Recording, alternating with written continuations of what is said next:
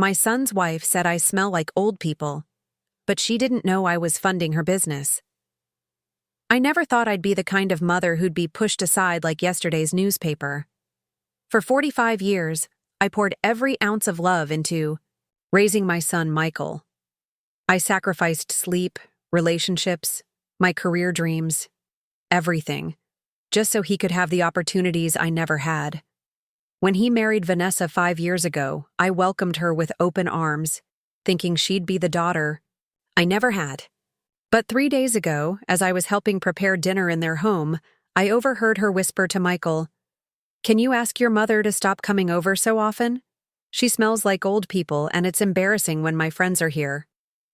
Before we jump back in, tell us where you're tuning in from, and if this story touches you, make sure you're subscribed, because tomorrow I've saved something extra special for you. The knife I was using to chop carrots froze mid-air. My heart shattered into 1,000 pieces. What made it worse? Michael didn't defend me. He just nodded and mumbled, "I'll talk to her." What they didn't know was that I'd been secretly funding Vanessa's boutique fashion business for the past 3 years. Every month, I transferred $15,000 from my savings into their business account, labeled as Anonymous Investor. The business that was making Vanessa a rising star in our city's fashion scene, the business she bragged about building all by herself, was thriving because of my money. And now, it was time they learned the truth. My name is Eleanor Wright. I was barely 20 years old when I discovered I was pregnant with Michael. His father, James, had already left town by then, claiming he wasn't ready for responsibility. I was working as a waitress at a local diner, making just enough to keep the lights on in my tiny apartment. The pregnancy wasn't easy. Morning sickness kept me hunched over the toilet bowl for hours, but I couldn't afford to miss shifts. Some days, I served tables with a smile plastered on my face while feeling like my insides were being torn apart. The diner manager, a gruff but kind-hearted man named Frank, would sometimes slip extra food into my staff meals. "For the little one," he'd say with a wink. When Michael was born, 7 pounds, 6 ounces of pure perfection, I made a promise to him as I held his tiny hand in the hospital room. "I will give you everything I never had," I whispered. "You'll never know what it feels like to go without." And I kept that promise through hell and high water. I worked 2, sometimes 3 jobs. During the day, I waited tables. At night, I cleaned office buildings. On weekends, I took typing classes at the community college, determined to build a better future for us. There were nights I'd crawl into bed at 2 a.m., only to wake up at 5 a.m. to prepare Michael's lunch before my morning shift. We lived in a 1-bedroom apartment. Michael had the bedroom. I slept on a pull-out couch in the living room. I never wanted him to feel the sting of poverty like I had. When other kids got new sneakers, Michael got them too, even if it meant I ate ramen noodles for a month straight. By the time Michael started elementary school, I had managed to secure a receptionist position at Harrington and Associates, a small but growing accounting firm. The pay wasn't spectacular, but the hours were consistent, and they offered benefits, something I'd never had before. For the first time in years, I didn't have to choose between paying for Michael's school field trips or keeping our electricity. Mr. Harrington, the firm's founder, noticed my dedication. I was always the first to arrive and the last to leave. When the office needed extra help with filing or client communications, I volunteered. I didn't have a college degree, but I had determination in spades. "Eleanor," Mr. Harrington said one Friday afternoon, "I've been watching you. You have a natural talent for connecting with clients and organizing information. Have you ever considered advancing your career here?" I explained that while I'd love to, I couldn't afford college, tuition while supporting my son. That's when he offered me the opportunity that would change everything. The firm would pay for me to take accounting courses if I committed to working there for at least 5 years after completion. By the time Michael was in middle school, I had become a certified bookkeeper, and our financial situation had stabilized somewhat. We moved into a modest two-bedroom apartment in a safer neighborhood with better schools. I could finally afford to enroll Michael in after-school programs, soccer, science club, piano lessons, all the enrichment activities I believed would help him thrive. Michael was a bright child, curious and quick to learn. His teachers praised his intelligence and creativity. When he expressed interest in computers, I saved for 6 months to buy him a decent one. I wanted nothing to stand in the way of his potential. High school brought new challenges. Michael wanted the designer clothes his wealthier friends wore, the latest gaming systems, summer camps that cost more than our monthly rent. I took on freelance bookkeeping work on weekends to make it happen. There were times I was so exhausted, I would fall asleep at the dinner table, fork still in hand. "Mom, you work too hard," 16-year-old Michael said one night as he gently woke me. "It's all for you, sweetheart," I replied, patting his hand. "I want you to have every opportunity." When college application season arrived, Michael set his sights on prestigious universities. The tuition figures made my stomach drop, but I never let him see my worry. Instead, I met with financial advisors, researched scholarships, and took out a second mortgage on the small house I had managed to purchase a few years earlier. Michael was accepted to Berkeley with a partial scholarship. The day the acceptance letter arrived, I took him out for a celebratory dinner at a restaurant we couldn't really afford. As we clinked glasses of sparkling cider, his eyes shining with excitement, I felt a profound sense of accomplishment. This was why I had worked so hard, to see my son reach heights I could only dream of. Throughout college, I sent care packages, with homemade cookies and notes of encouragement. I worked overtime to help with his textbooks and living expenses. When Michael called to say he'd been accepted into a summer internship program at a tech company but couldn't afford the professional wardrobe he needed, I sold my mother's antique jewelry, the only valuable possession I had inherited, to buy him suits and ties. By his senior year, Michael had secured a job offer at Horizon Technologies, a fast-growing software company in the city. His starting salary was nearly twice what I was making after 20 years of work. I couldn't have been prouder. "You did it, Mom," he said at his graduation, hugging me tight. "You made all this possible." Those words warmed my heart. He recognized my sacrifices. He understood what I had given up for him. Or so I thought. After graduation, Michael moved to the city for his new job. I remained in our small town, continuing my work at Harrington and Associates, which had grown considerably over the years. Mr. Harrington had retired, but his son, Robert Harrington Jr., recognized my value to the firm and promoted me to office manager. Michael would visit occasionally, but as his career accelerated, those visits became less frequent. Phone calls shortened. Texts went unanswered for days. I told myself this was normal. He was building his own life, establishing himself professionally. I shouldn't expect to be his priority anymore. Then, during one of his rare visits home for Christmas, Michael announced he was dating someone serious. Her name was Vanessa Chen, a fashion design graduate working on launching her own clothing line. She came from a wealthy family with connections in the fashion industry, but according to Michael, she was determined to make it on her own merit. "She's amazing, Mom," Michael said, his eyes bright with infatuation. "She's talented, ambitious, and she comes from a really sophisticated background. I think you'll love her." 6 months later, they were engaged. The wedding was lavish, clearly influenced by Vanessa's upbringing and expectations. Her parents contributed substantially, while I emptied my modest savings to help Michael match their contribution. I didn't want him to feel embarrassed by what I could offer. The wedding was the first time I truly felt the gulf between my world and Vanessa's. Her family arrived in luxury cars, dressed in designer outfits. Her father, Dr. Chen, was a renowned surgeon. Her mother, Olivia, ran a successful interior design firm. They were polite but distant toward me, their conversations peppered with references to vacation homes and charity galas, experiences so far removed from my reality. During the reception, I overheard Olivia telling another guest, "Michael has such potential. We're so pleased Vanessa found someone with ambition, even if his background is humble." The words stung, but I smiled through it. Preparing and narrating this story took us a lot of time, so if you are enjoying it, subscribe to our channel. It means a lot to us. Now back to the story. This day wasn't about me. It was about Michael's happiness. After the honeymoon, the newlyweds settled into a sleek downtown apartment.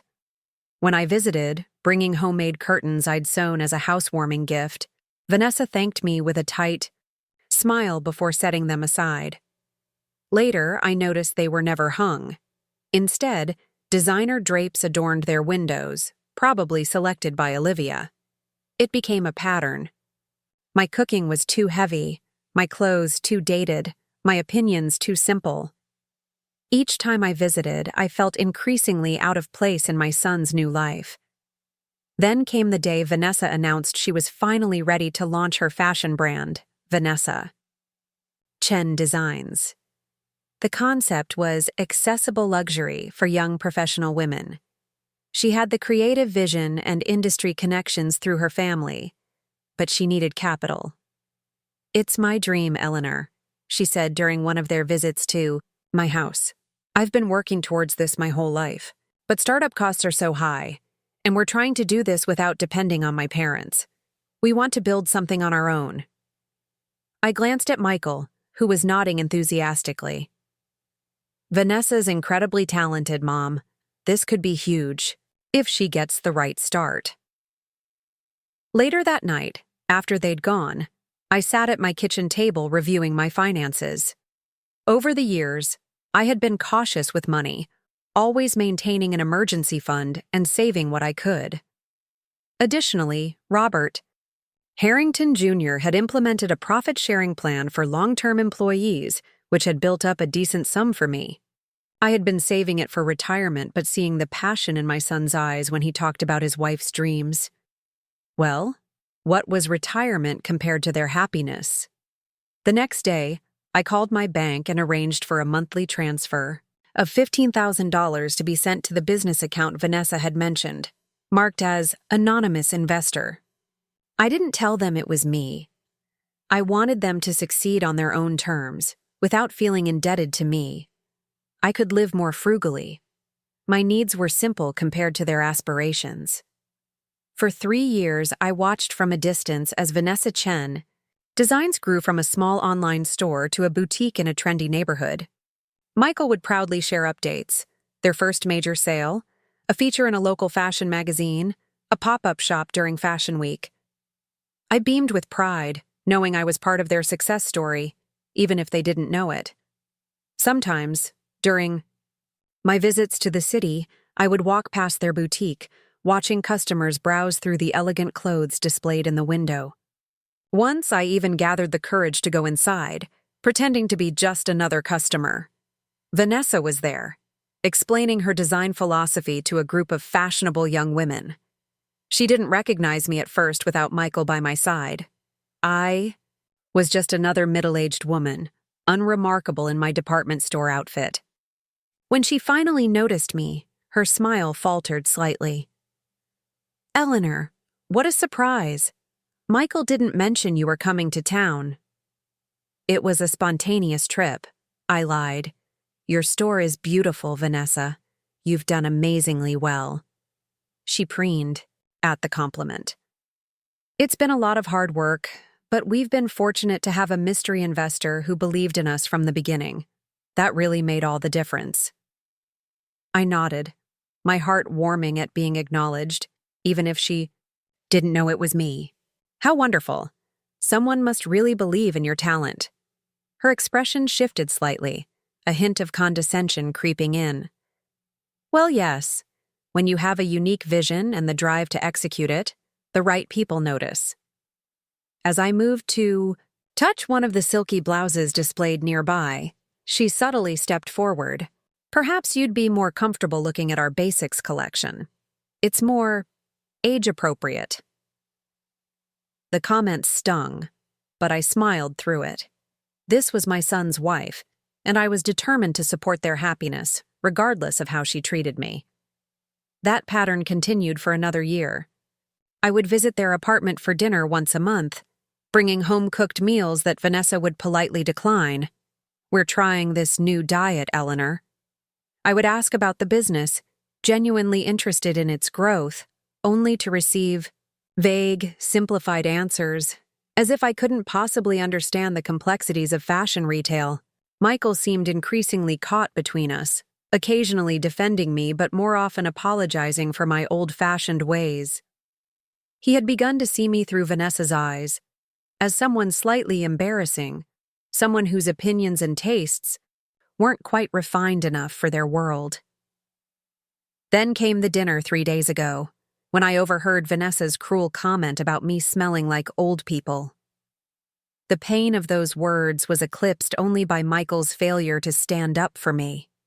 As I stood frozen in their kitchen, knife hovering over the carrots I'd been chopping, I realized something fundamental had shifted. Years of subtle dismissals had culminated in outright rejection. That night, as I drove home alone, tears blurring my vision, I made a decision. It was time for truth. Time for my son and his wife to understand exactly what kind of person they had been pushing aside. The next morning, I called Robert Harrington Jr. and asked for a favor. As the firm that handled the accounting for Vanessa Chen Designs, Harrington and Associates had access to all the financial records, I needed documentation of my contributions, proof of every penny I had invested in their success. "Are you sure about this, Eleanor?" Robert asked, concern evident in his voice. He had known me for decades and understood what this business meant to my son and daughter-in-law. "I'm sure," I replied, my voice steadier than I expected. "It's time for a little clarity in our family." The next day, I arrived at Vanessa's boutique just before closing time. Through the window, I could see her chatting with a customer, radiant, in one of her own designs, a dress that probably cost more than my monthly mortgage payment. I waited patiently until the customer left, then entered as Vanessa was preparing to lock up. Her surprise at seeing me quickly morphed into barely concealed annoyance. "Eleanor, Michael's not here. He's working late tonight." "I know," I said calmly. "I came to see you, actually." Confusion flickered across her face. "Me? Is something wrong?" I set my purse on the counter and looked around the beautifully decorated space, the custom fixtures, the elegant displays, the sophisticated lighting that showcased each garment perfectly, all of it funded in large part by my monthly transfers. "Vanessa," I began, "I wanted to talk to you about your mysterious investor." She sighed, reaching to adjust a mannequin's collar. "This really isn't a good time for business talk, Eleanor. I'm about to close, and I have dinner plans with some industry contacts." "This won't take long," I promised, pulling an envelope from my purse. "I just thought you might want to know who's been funding your dream for the past 3 years. Her perfectly manicured fingers froze on the mannequin's collar. "What are you talking about?" Vanessa's voice had lost its practiced smoothness, a hint of wariness creeping in. I laid the envelope on the glass counter between us. 3 years ago, when you were just starting out, you began receiving monthly transfers of $15,000. The money came from an account labeled Anonymous Investor. That investor was me, Vanessa. She stared at me, her expression cycling rapidly through confusion, disbelief, and something that looked almost like fear. That's not possible. It's not only possible, it's the truth."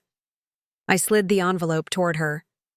"These are the bank statements showing every transfer I've made to your business account since you started. $180,000 each year for 3 years. That's $540,000 total." Vanessa's hand trembled slightly as she opened the envelope and pulled out the stack of papers inside.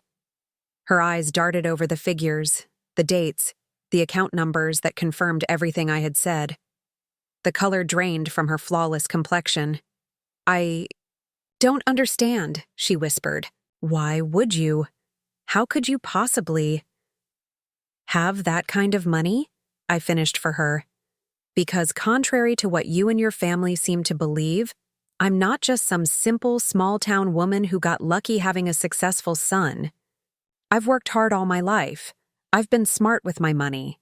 And most importantly, I believed in family enough to invest everything I had in yours and Michael's future." She sank slowly onto a nearby stool, the papers clutched in her hand. "Does Michael know?" "No," I replied. "I wanted your business to succeed on its own merits. I didn't want either of you to feel indebted to me." Vanessa looked up at me, her carefully constructed facade crumbling. For the first time since I'd known her, she seemed genuinely lost for words. I hadn't come to gloat or to demand gratitude. That had never been my intention when I started the payments. But standing there, watching realization dawn on her face, I felt something shift inside me. A lifetime of being overlooked, underestimated, and lately, disrespected, crystallized into a moment of perfect clarity. "You asked Michael to tell me not to come over so often," I said quietly. "You said I smell like old people and it's embarrassing when your friends visit." Her eyes widened with shock. You heard that?" "I was in the kitchen, chopping carrots for the dinner I was helping prepare." I kept my voice steady, even as the memory of those words twisted like a knife in my chest. "Michael didn't defend me. He just agreed with you." Vanessa had the grace to look ashamed, her gaze dropping to the financial statements spread across the counter. "Eleanor, I don't want an apology if it's not sincere," I interrupted. "What I want is respect. Not because I've been funding your business, but because I'm Michael's mother. Because I've spent my entire adult life making sure he had every opportunity to succeed, to become the man you married, to be able to support your dreams while you got your business off the ground." I took a deep breath, steadying myself. "I didn't come here to threaten you or to demand the money back. What's done is done. I invested in your business because I believed in my son's happiness and in your talent. The money was a gift, not a loan." "Then why tell me now?" Vanessa asked, her voice small. "Because it's time you understood who I really am," I replied simply. "Not just an embarrassing mother-in-law who smells like old people, but a woman who sacrificed everything for her family, including you, when you became part of that family. Whether you choose to tell Michael or not is up to you. But know this, I won't be treated like that again." With those words, I turned and walked. Toward the door, my head held high. Just as my hand touched the handle, Vanessa called out, "Eleanor, wait." Her voice sounded different, stripped of its usual polished condescension. "Please." I paused but didn't turn around. I had no idea," she continued. "All this time, I thought it was one of my professors from design school or someone. My parents knew. I never imagined that someone like me could have that kind of money?" I finished, finally turning to face her. She flinched slightly. "That's not... I didn't mean..." "It's exactly what you meant, Vanessa. It's what you've always thought about me." I gestured around the boutique.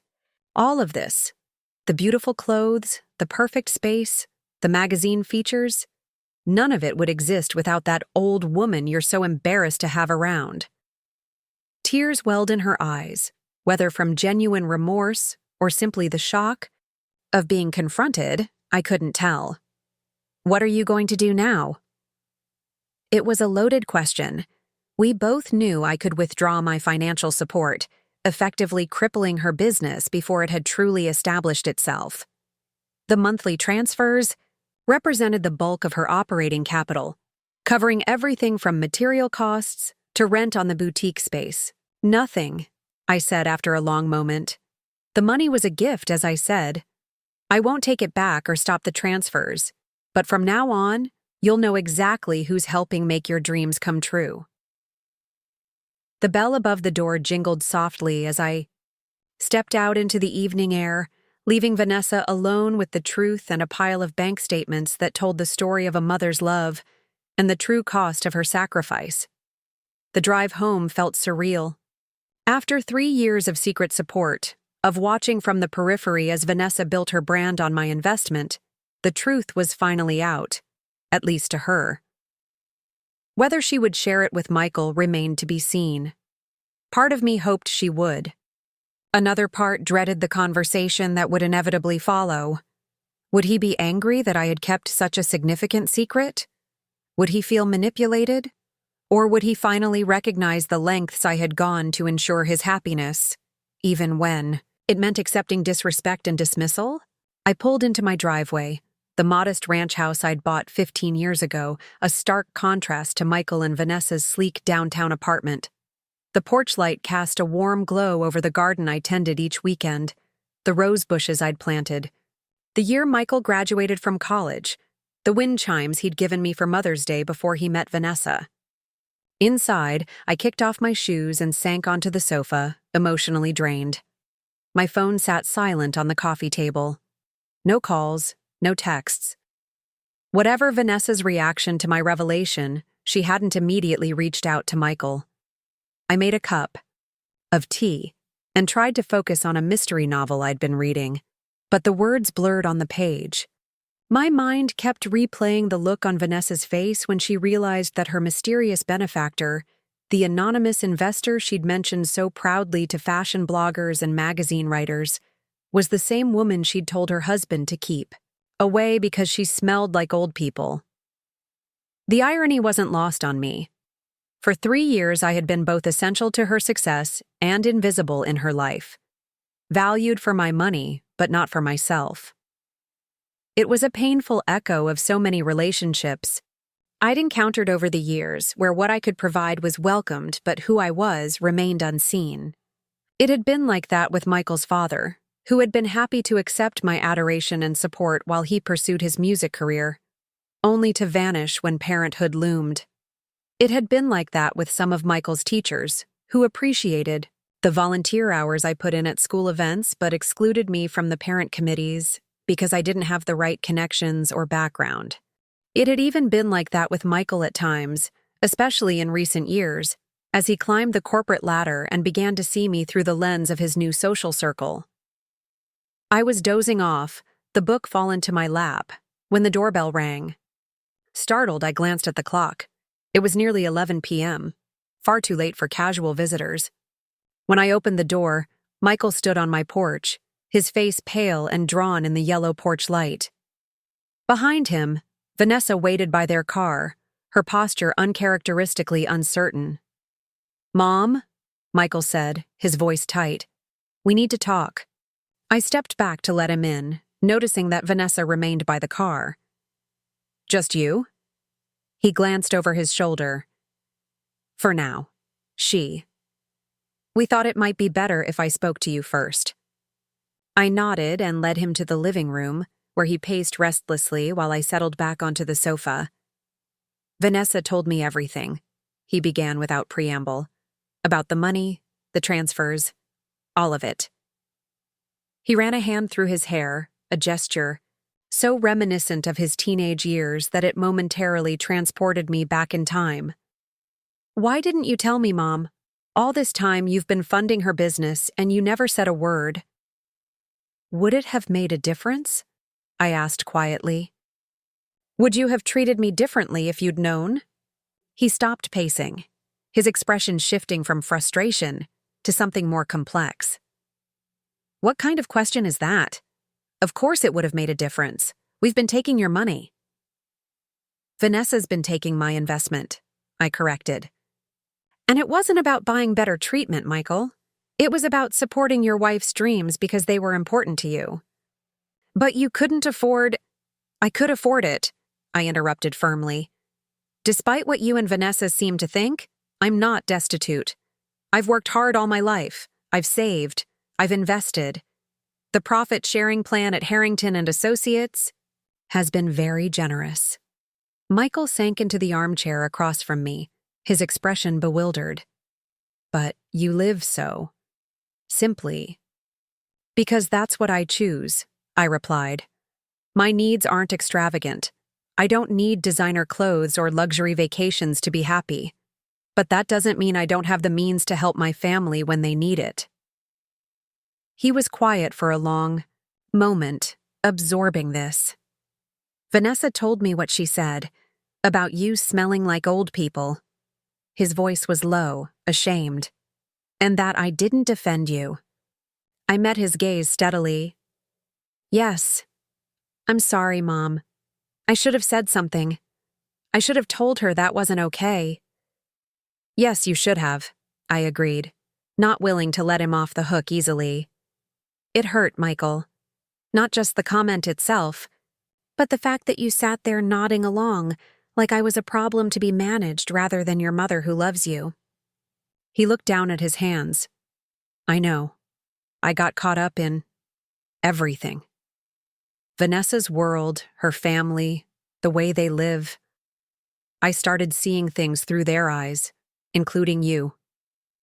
He met my gaze again, regret etched in his features. But that's no excuse. You deserved better from me. I did, I said simply. And I still do. Michael nodded, acknowledging the truth of my words. So what happens now? Vanessa's freaking out. She thinks you're going to pull your investment and tank her business. Is that what you think I'd do? No, he said quickly. No, that's not. You're not vindictive, Mom. You never have been, even when people deserved it. I smiled faintly. At that, he did know me, even if he'd temporarily lost sight of who I was. I told Vanessa the money was a gift, not a loan. I won't take it back or stop the transfers. Relief washed over his face. Thank you, but why? After the way we've treated you. Because that's what mothers do, Michael, I said softly.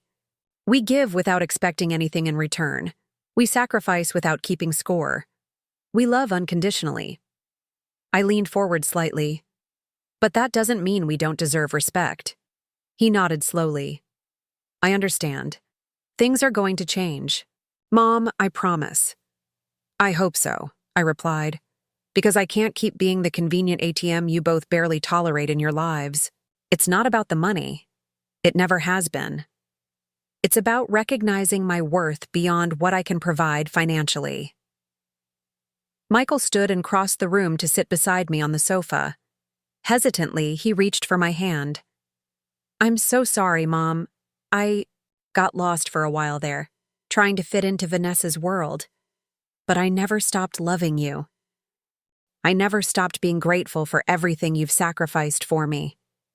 I squeezed his hand, allowing myself to hope that perhaps this revelation could be a turning point for all of us.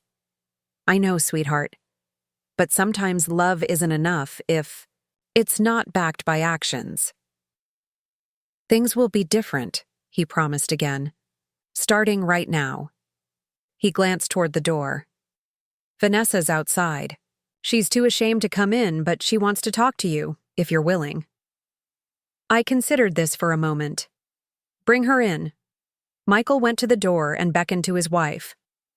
A minute later, Vanessa entered my living room, her usual confident, demeanor notably absent. She had clearly been crying. Her mascara was smudged and her eyes were red-rimmed. Eleanor, she began, her voice unsteady. I don't even know where to start. What I said was unforgivable. And the fact that you've been the one supporting my business all this time. She trailed off, seemingly at a loss for words. Sit down, Vanessa, I said, gesturing to the armchair Michael had vacated. She perched on the edge of the seat, tension evident in every line of her body. I've been horrible to you, she continued after a moment. Condescending, dismissive. I thought, I was better than you because of my family's background, my education, my supposed business acumen. She gave a bitter laugh. And all along you were the one making my dream possible. I didn't do it to hold it over your head, I said. I did it because you're family. But I never treated you like family, she admitted, her gaze dropping to her hands. I treated you like an embarrassing obligation, someone to be tolerated for Michael's sake. Yes, you did, I agreed, not softening the truth. Tears spilled down her cheeks. I don't deserve your forgiveness, but I'm asking for it anyway. And I'm asking for a chance to make things right. To show you the respect you've always deserved, but I was too blind and selfish to give. I studied her for a long moment, trying to gauge her sincerity. Was this genuine remorse, or simply fear of losing her financial backing? The woman sitting before me, stripped of her usual poise and superiority, seemed genuinely shaken by the revelation of who had been supporting her. All along, Vanessa, I said finally, I don't need grand gestures or dramatic apologies. What I need is to be treated with basic human decency and respect. Not just because I'm your investor, but because I'm Michael's mother and a person worthy of dignity, in my own right. She nodded earnestly. I understand. And I will, Eleanor. I promise. Actions speak louder than words, I reminded her. So we'll see. The investment, she said hesitantly. You said you wouldn't withdraw it, but if you wanted to, I would understand. What I said was inexcusable. The money was never about buying your affection or respect, Vanessa. It was about helping Michael's wife build something she was passionate about. That hasn't changed. Relief flooded her features, followed quickly by shame at her obvious concern for the financial aspect of our relationship. Thank you, she whispered.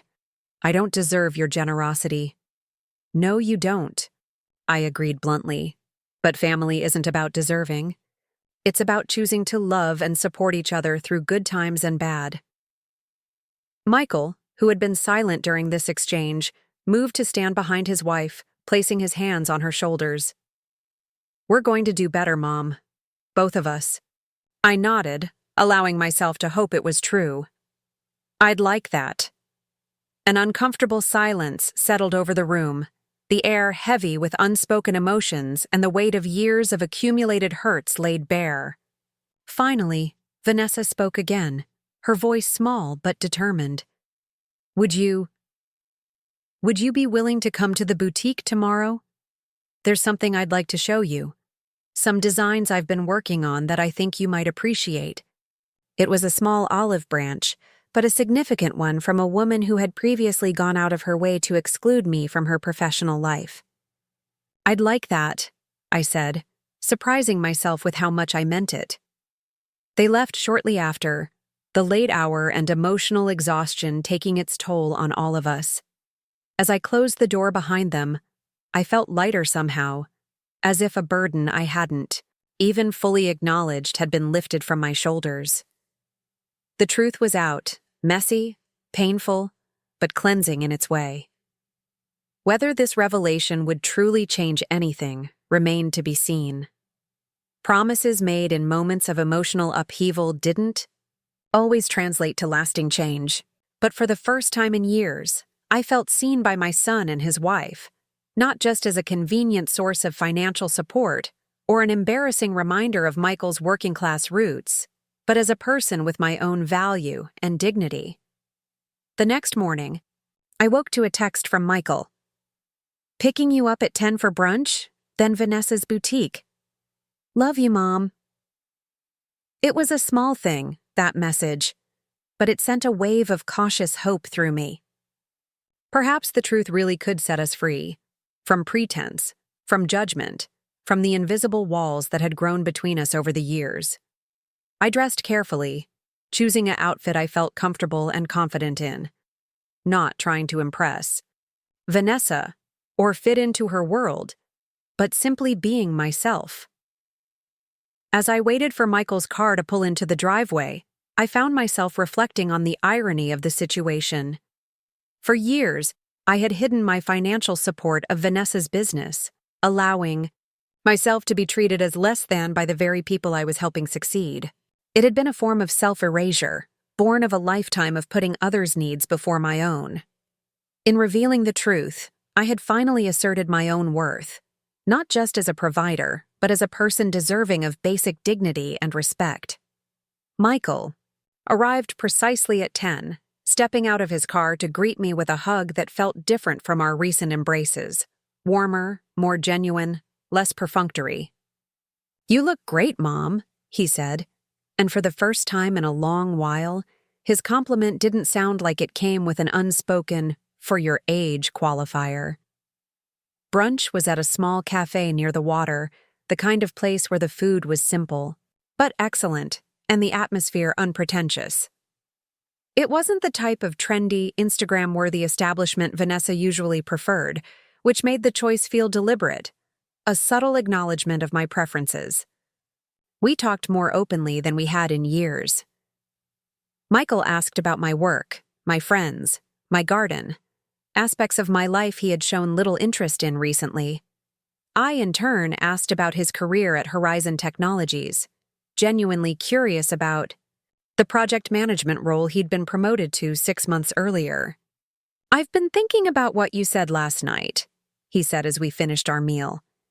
"About how you've been treated like an ATM rather than a mother."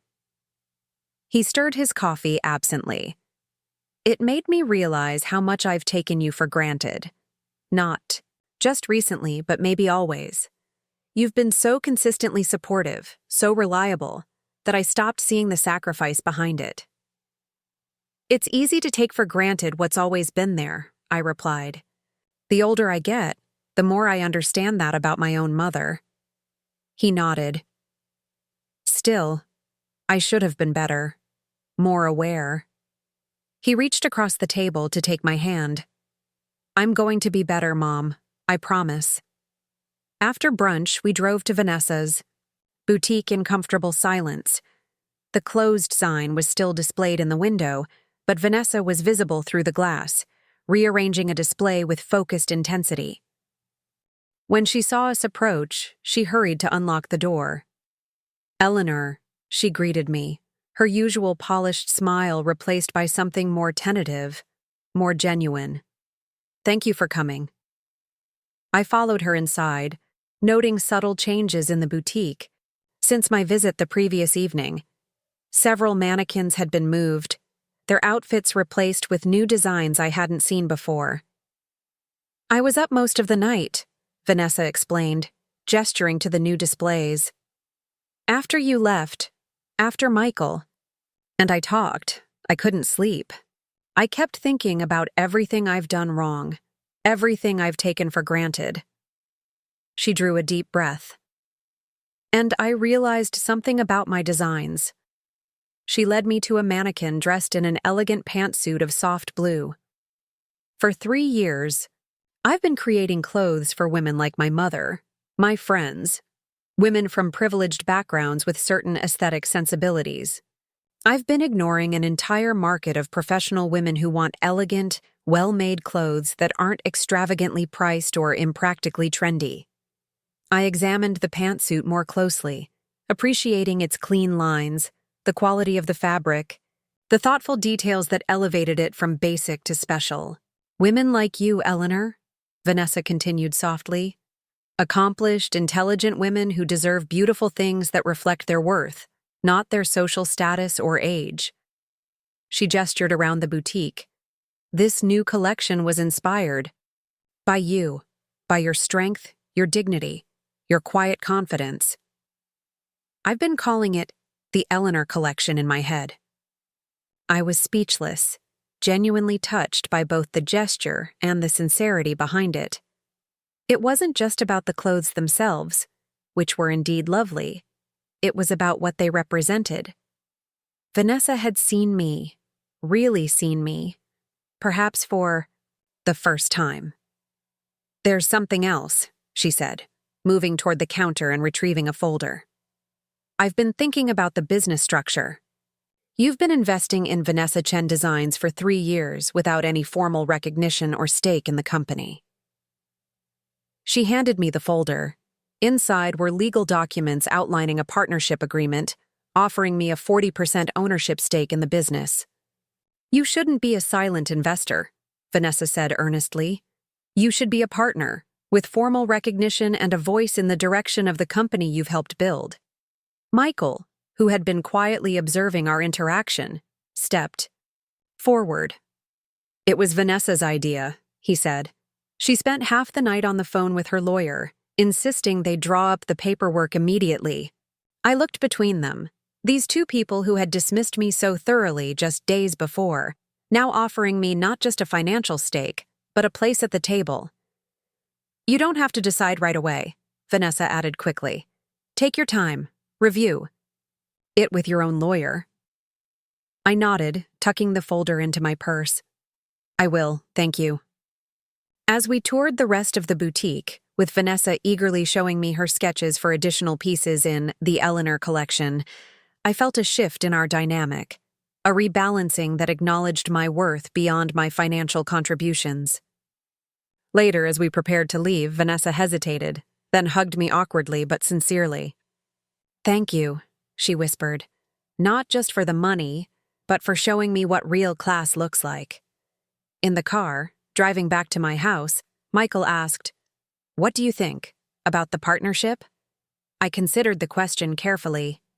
I think it's a genuine gesture, I replied, and I appreciate that. But I'll need time to decide if it's right for me. Being a formal partner is different from being an anonymous investor. He nodded. That makes sense. Just know that whatever you decide, things have changed. We see you now, Mom. Really see you. As we pulled into my driveway, I smiled. That's all I ever wanted. And it was true.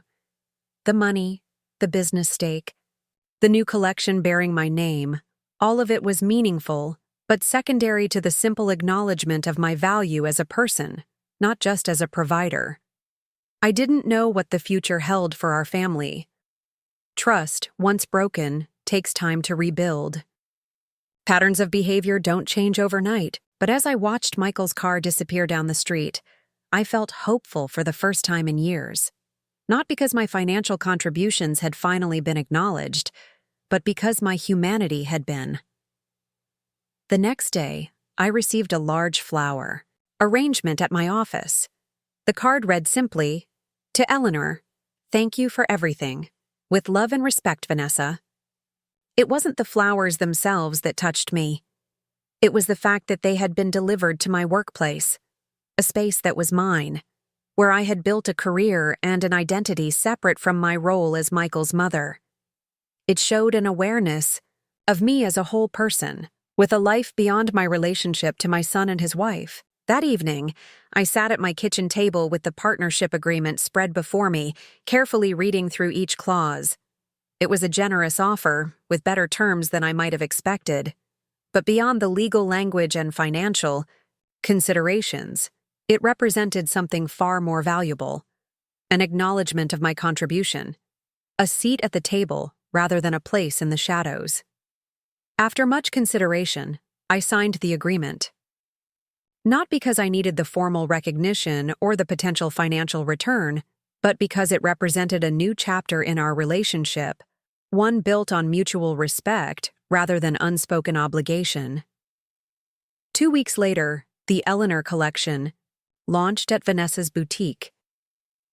A photo of me, not as Michael's mother or Vanessa's investor, but as a woman in my own right, was displayed prominently alongside Vanessa's artist statement about the inspiration behind the collection. Women of all ages filled the space, many of them professional women in their 50s and 60s who had previously felt overlooked by high-end fashion. As I watched Vanessa confidently presenting her designs, occasionally glancing my way with genuine warmth, I reflected on the strange journey that had brought us to this point. It had taken harsh words overheard in a kitchen and a shocking revelation to break through the barriers between us.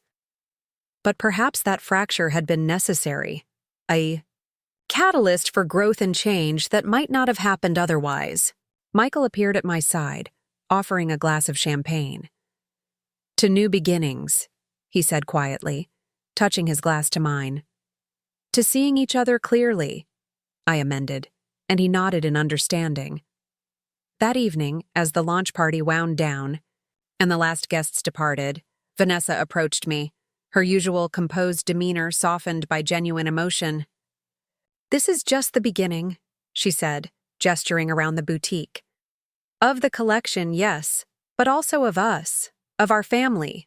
I don't expect you to forgive me overnight for years of condescension, but I hope you know I'm committed to doing better." "I believe you," I replied simply, and was surprised to find that I meant it.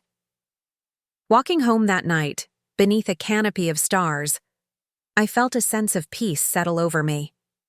For so long, I had been defined by what I could provide. To Michael, as a child, to Vanessa's business as an investor. Now, finally, I was being seen for who I was. Eleanor Wright, mother, professional, partner, woman. The path forward wouldn't be perfect or without its stumbles. Old patterns have a way of reasserting themselves, but something fundamental had shifted, a rebalancing of power and respect that gave me hope for the future of our family. In the end, it wasn't about the money I had provided or the business I now partially owned.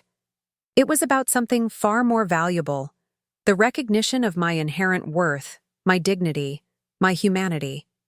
And that, more than any financial investment, was the true gift I had given myself by finally speaking my truth. The success of the Eleanor collection exceeded everyone's expectations. In the months that followed, Vanessa Chen Designs expanded to a second location in the trendy arts district downtown. Fashion magazines featured the collection, praising its sophisticated simplicity and ageless elegance. Several prominent, professional women in the city became loyal customers, appreciating clothes that honored their accomplishments rather than attempting to disguise their years. My role as partner rather than silent investor brought new dimensions to my life. Twice a week, I visited the boutique after finishing at Harrington and Associates, offering input on business decisions and occasionally advising customers who appreciated fashion guidance from someone their own age. Vanessa and I developed a tentative working relationship that, while not yet warm, was built on growing mutual respect. Michael seemed relieved by this evolution, no longer caught between his wife and mother. He joined us for dinner every Sunday, a tradition we'd abandoned years earlier, when Vanessa had declared my cooking too heavy for her dietary preferences. Now, she not only came, but occasionally brought dessert or a bottle of wine, making an effort to contribute rather than critique. It was during one of these Sunday dinners, nearly 6 months after the night I'd revealed myself as her investor, that Vanessa made an unexpected announcement. "I've been thinking about expanding the business," she said, setting down her fork. "Not just another boutique, but something completely different." "Oh," I prompted, curious about this new direction. "A mentorship program for young designers from underprivileged backgrounds." Her eyes lit up with genuine enthusiasm. "Women who have talent, but lack the connections and financial resources to break into the industry." I studied her face, searching for signs that this was merely a calculated move to appear more generous or inclusive. Instead, I found authentic passion, something I rarely saw in Vanessa outside of discussions about her own designs. "That sounds wonderful," I said, meaning it. "What sparked this idea?" She hesitated, glancing at Michael before answering. "You did, Eleanor." My surprise must have shown on my face. "Working with you these past months has made me realize how narrow my vision was," she continued. "I was so focused on impressing people from my own privileged circle that I missed the bigger picture. Fashion shouldn't just be for the elite, and success shouldn't depend on having the right last name or going to the right school." Michael reached over to squeeze her hand, pride evident in his expression. "Vanessa's been researching funding, options and outreach programs. She's really serious about this. I'd like to use some of our profits to establish scholarships, Vanessa explained. Cover tuition for design school, materials, even living expenses for the most promising candidates. Then offer apprenticeships at our studio. It was perhaps the first time I'd heard Vanessa refer to the business as our rather than my or mine, a subtle but significant shift. That's a wonderful vision, I said, genuinely impressed by her evolution. I'd be happy to help develop the program. Vanessa smiled, a genuine expression rather than the polished smile she typically wore for clients in social media. I was hoping you would say that. Your experience at Harrington and Associates would be invaluable for structuring the financial aspects.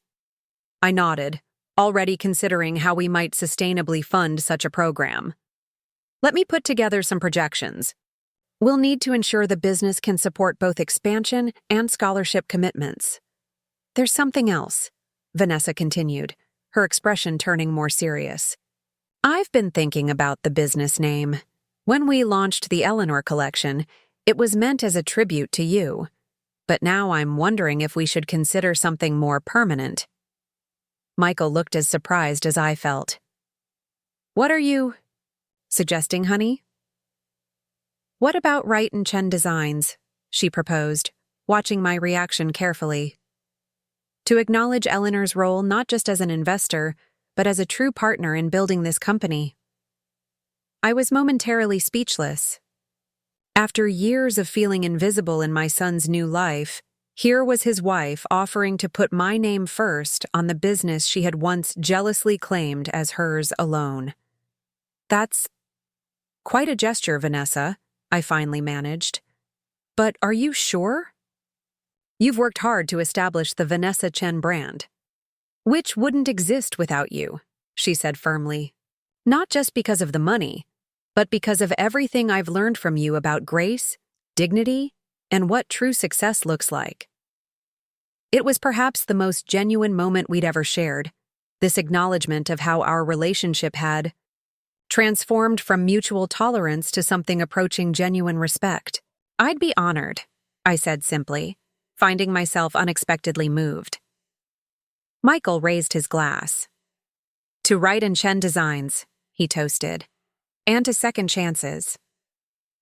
We clinked glasses, the three of us bound in a moment of authentic connection that would have seemed impossible just 6 months earlier. After dinner, as Michael and Vanessa prepared to leave, she lingered in the doorway, an uncharacteristic hesitancy in her posture. Eleanor, she began, there's something else I wanted to ask you. For the mentorship program, would you consider being directly involved, not just on the financial side, but working with the young designers, sharing your perspective? My perspective on fashion? I asked, genuinely puzzled. I'm hardly qualified. Your perspective on perseverance, she clarified, on building something meaningful despite obstacles, on maintaining your dignity and values in a world that often dismisses both. She shook her head slightly. When we first met, I thought I had nothing to learn from you. Now I realize how much wisdom you have to offer, not just to me, but to young women starting out with none of the advantages I took for granted. It was perhaps the most genuine compliment she had ever paid me. An acknowledgement not of what I could provide materially, but of who I was as a person. I'd be happy to help, I said, touched by her request. As their car disappeared down the street, I reflected on the strange journey that had brought us to this point. 6 months ago, I had been the embarrassing mother-in-law who smelled like old people, someone to be tolerated rather than respected. Now I was a business partner, a mentor, a valued voice at the table. The transformation hadn't been instantaneous or without its awkward moments. There had been slips into old patterns, occasions when Vanessa's condescension resurfaced, or Michael momentarily forgot the new equilibrium we were building. But each time, corrections followed. Sometimes with tense conversations, sometimes with simple apologies, always with a recommitment to the respectful relationship we were trying to create. 2 weeks later, I found myself in the conference room at Harrington and Associates, surrounded by spreadsheets and financial projections. Robert Harrington Jr. had generously offered the space for our planning session for the mentorship program, and had even assigned one of his associates to help develop the framework. "These numbers look solid," he commented, reviewing the documents spread across the table. "You've structured the funding model sustainably, with protections for both the business and the scholarship recipients." "Thank you," I replied, pleased by his assessment. I wanted to ensure we could maintain the program even during leaner business cycles. Robert gave me an appraising look. "You know, Eleanor, when you first told me about investing in your daughter-in-law's business, I had concerns. I've seen too many family financial arrangements end badly." He tapped the spreadsheets with approval. "But you've transformed what could have been a disaster into something remarkable." "Not just me," I corrected. "Vanessa has shown more growth than I ever expected. She's the one who proposed the mentorship program." "Based on your suggestion, I'd wager." I shook my head. "It came entirely from her. She's starting to see beyond her privileged bubble, to recognize talent and potential in unexpected places." Robert nodded thoughtfully, "Like someone once did for you." The comment took me by surprise. "What do you mean?" "My father," Robert clarified. "He saw something in you beyond your role as receptionist, recognized potential others might have overlooked because you were a single mother without a college degree." I smiled at the memory of the elder Harrington offering to pay for my accounting courses. He changed my life with that opportunity. And now you and Vanessa will do the same for others. Robert gathered his papers, preparing to leave. "It's a good legacy, Eleanor. One my father would have been proud to see." As he left, I remained in the conference room, reflecting on the parallels I hadn't fully appreciated until Robert pointed them out. My own journey from struggling single mother to respected professional had been made possible by someone who looked beyond superficial markers of status to see my potential. Now, in a strange twist of fate, my formerly elitist daughter-in-law was preparing to do the same for young designers who reminded me of my younger self. The irony wasn't lost on me. If Vanessa had known from the beginning that I was funding her business, would she have treated me differently? Almost certainly. But would that respect have been genuine, or merely a calculated response to my financial leverage? By keeping my investment secret, I had given her the opportunity to reveal her true character, flawed and initially dismissive, yes, but ultimately capable of growth and genuine remorse. The launch of Wright & Chen Designs and its accompanying mentorship program occurred on a crisp autumn evening, exactly 1 year after I had overheard Vanessa's cruel comment in her kitchen. The symmetry of the timing wasn't lost on me as I stood beside her at the podium, addressing the crowd of fashion journalists, industry insiders, and prospective mentees who had gathered for the announcement. "Fashion has traditionally been an exclusive industry," Vanessa was saying, her usual polished delivery infused with unexpected warmth. "Access often depends on connections, family names, or financial resources. Today, we're committing to changing that paradigm." She outlined the scholarship program, explaining how it would provide not just financial support, but mentorship, internship opportunities, and eventual job placement for promising designers from underprivileged backgrounds. "None of this would be possible without my partner, Eleanor Wright," she continued, gesturing toward me. "When I started this business 3 years ago, Eleanor believed in my vision enough to become my anonymous investor. Today, she stands beside me as an equal partner and the inspiration behind our most successful collection."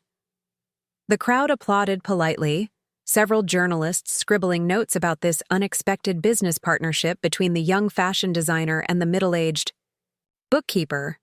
What they couldn't know, what no press release could adequately capture, was the complex journey that had brought us to this moment.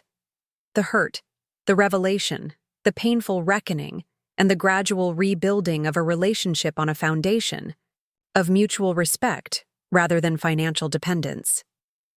After the formal presentation, as guests mingled and examined display boards showing the mentorship program structure, a young woman approached me hesitantly. She couldn't have been more than 20, dressed simply but with an attention to detail that spoke of creativity working within limited means.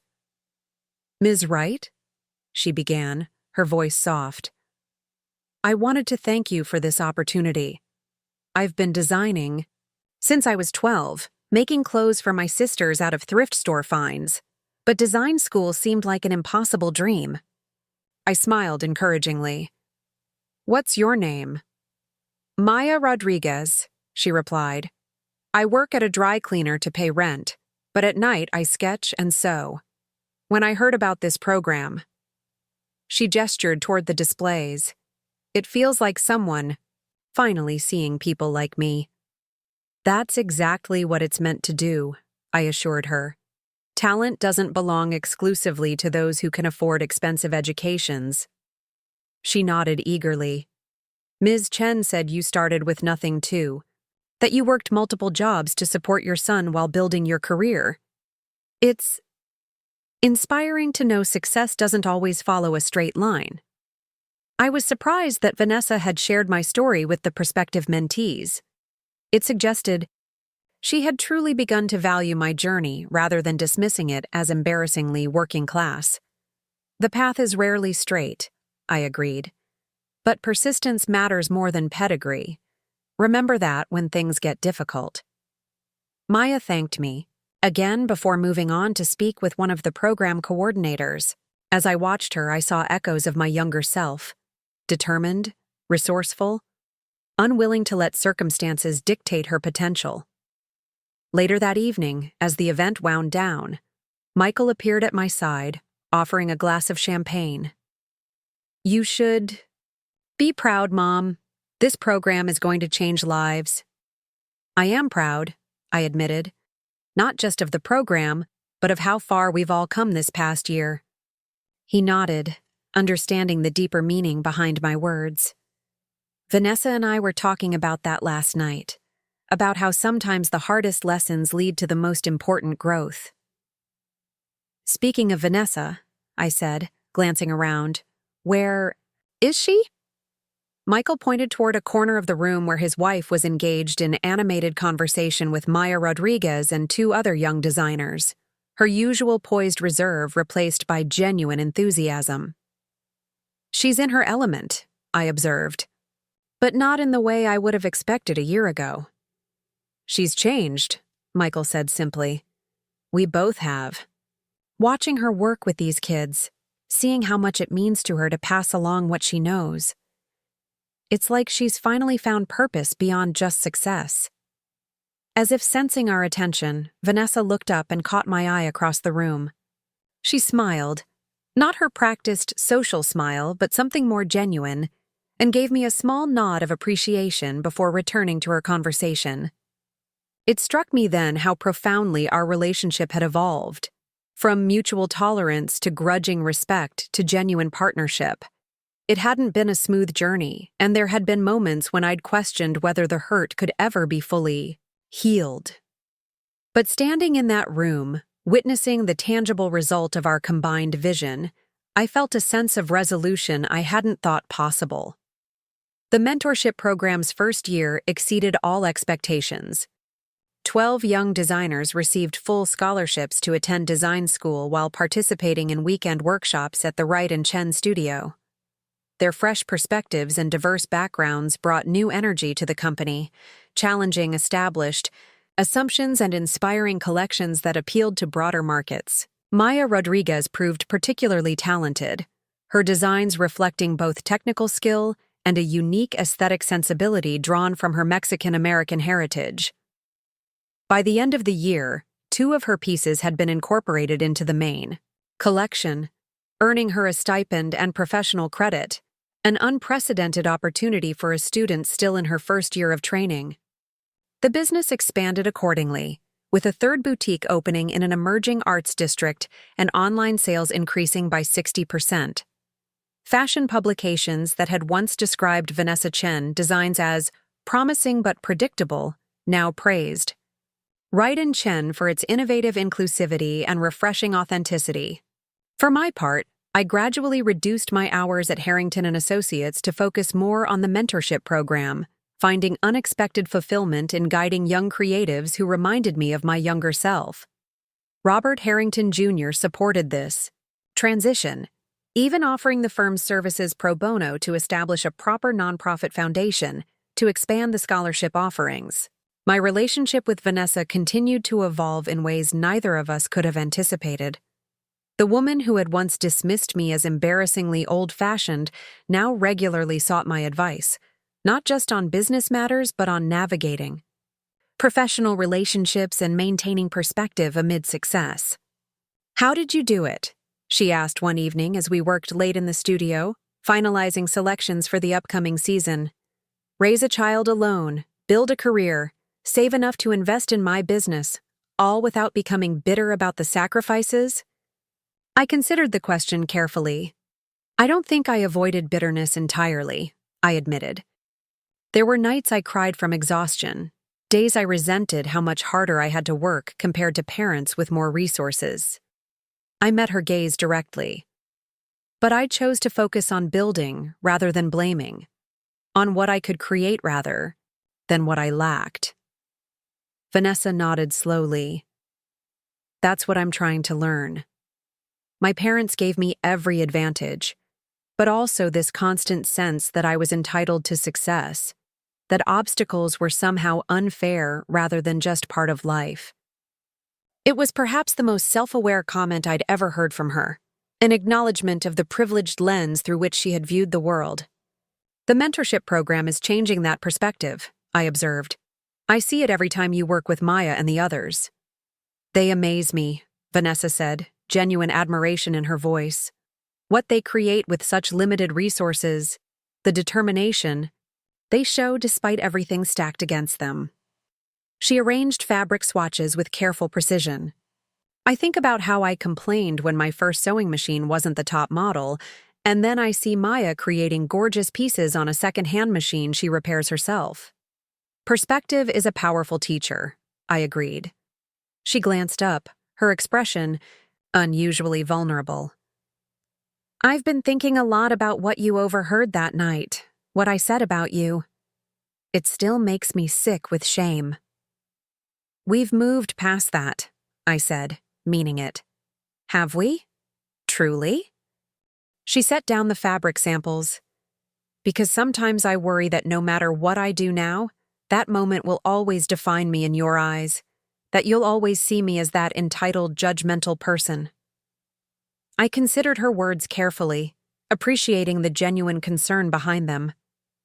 People are more than their worst moments, Vanessa. Just as they're more than their best. You said something cruel and dismissive that night, yes. But you've spent the past year showing me who you're capable of becoming. She blinked rapidly, emotion briefly overwhelming her usual composure. "Thank you for that, for seeing the possibility of change rather than defining me by my mistakes." It was a moment of authentic connection, not as business partners or reluctant family members, but as two women acknowledging each other's full humanity, flaws and growth and all. A few weeks later, Michael invited me to lunch, just the two of us, something that hadn't happened often since his marriage. We met at a small cafe near my office, the kind of unpretentious place we used to frequent before his social circle expanded to include Vanessa's wealthy friends. "This place still makes the best club sandwich in town," he said appreciatively after ordering. "Some things don't need upgrading," I replied with a smile, remembering how we used to come here to celebrate small victories, a good report card, a promotion at work. He nodded, a hint of wistfulness in his expression. "I miss this sometimes. The simplicity of our life before." "Before you married up?" I suggested gently. He had the grace to look embarrassed. "That's how I saw it at first, like I'd somehow graduated to a better level of existence." He shook his head. "Pretty shallow, looking back." "Youth and love often are," I said without judgment. "You were infatuated not just with Vanessa, but with her whole world. It's natural to be dazzled by things that seem exclusive or elite when you haven't experienced them before. But I let it change how I saw you, he acknowledged, discomfort evident in his expression, started measuring you against standards that never should have mattered. I reached across the table to squeeze his hand briefly. We're finding our way back to something authentic. That's what matters now. He nodded, seemingly relieved by my lack of recrimination.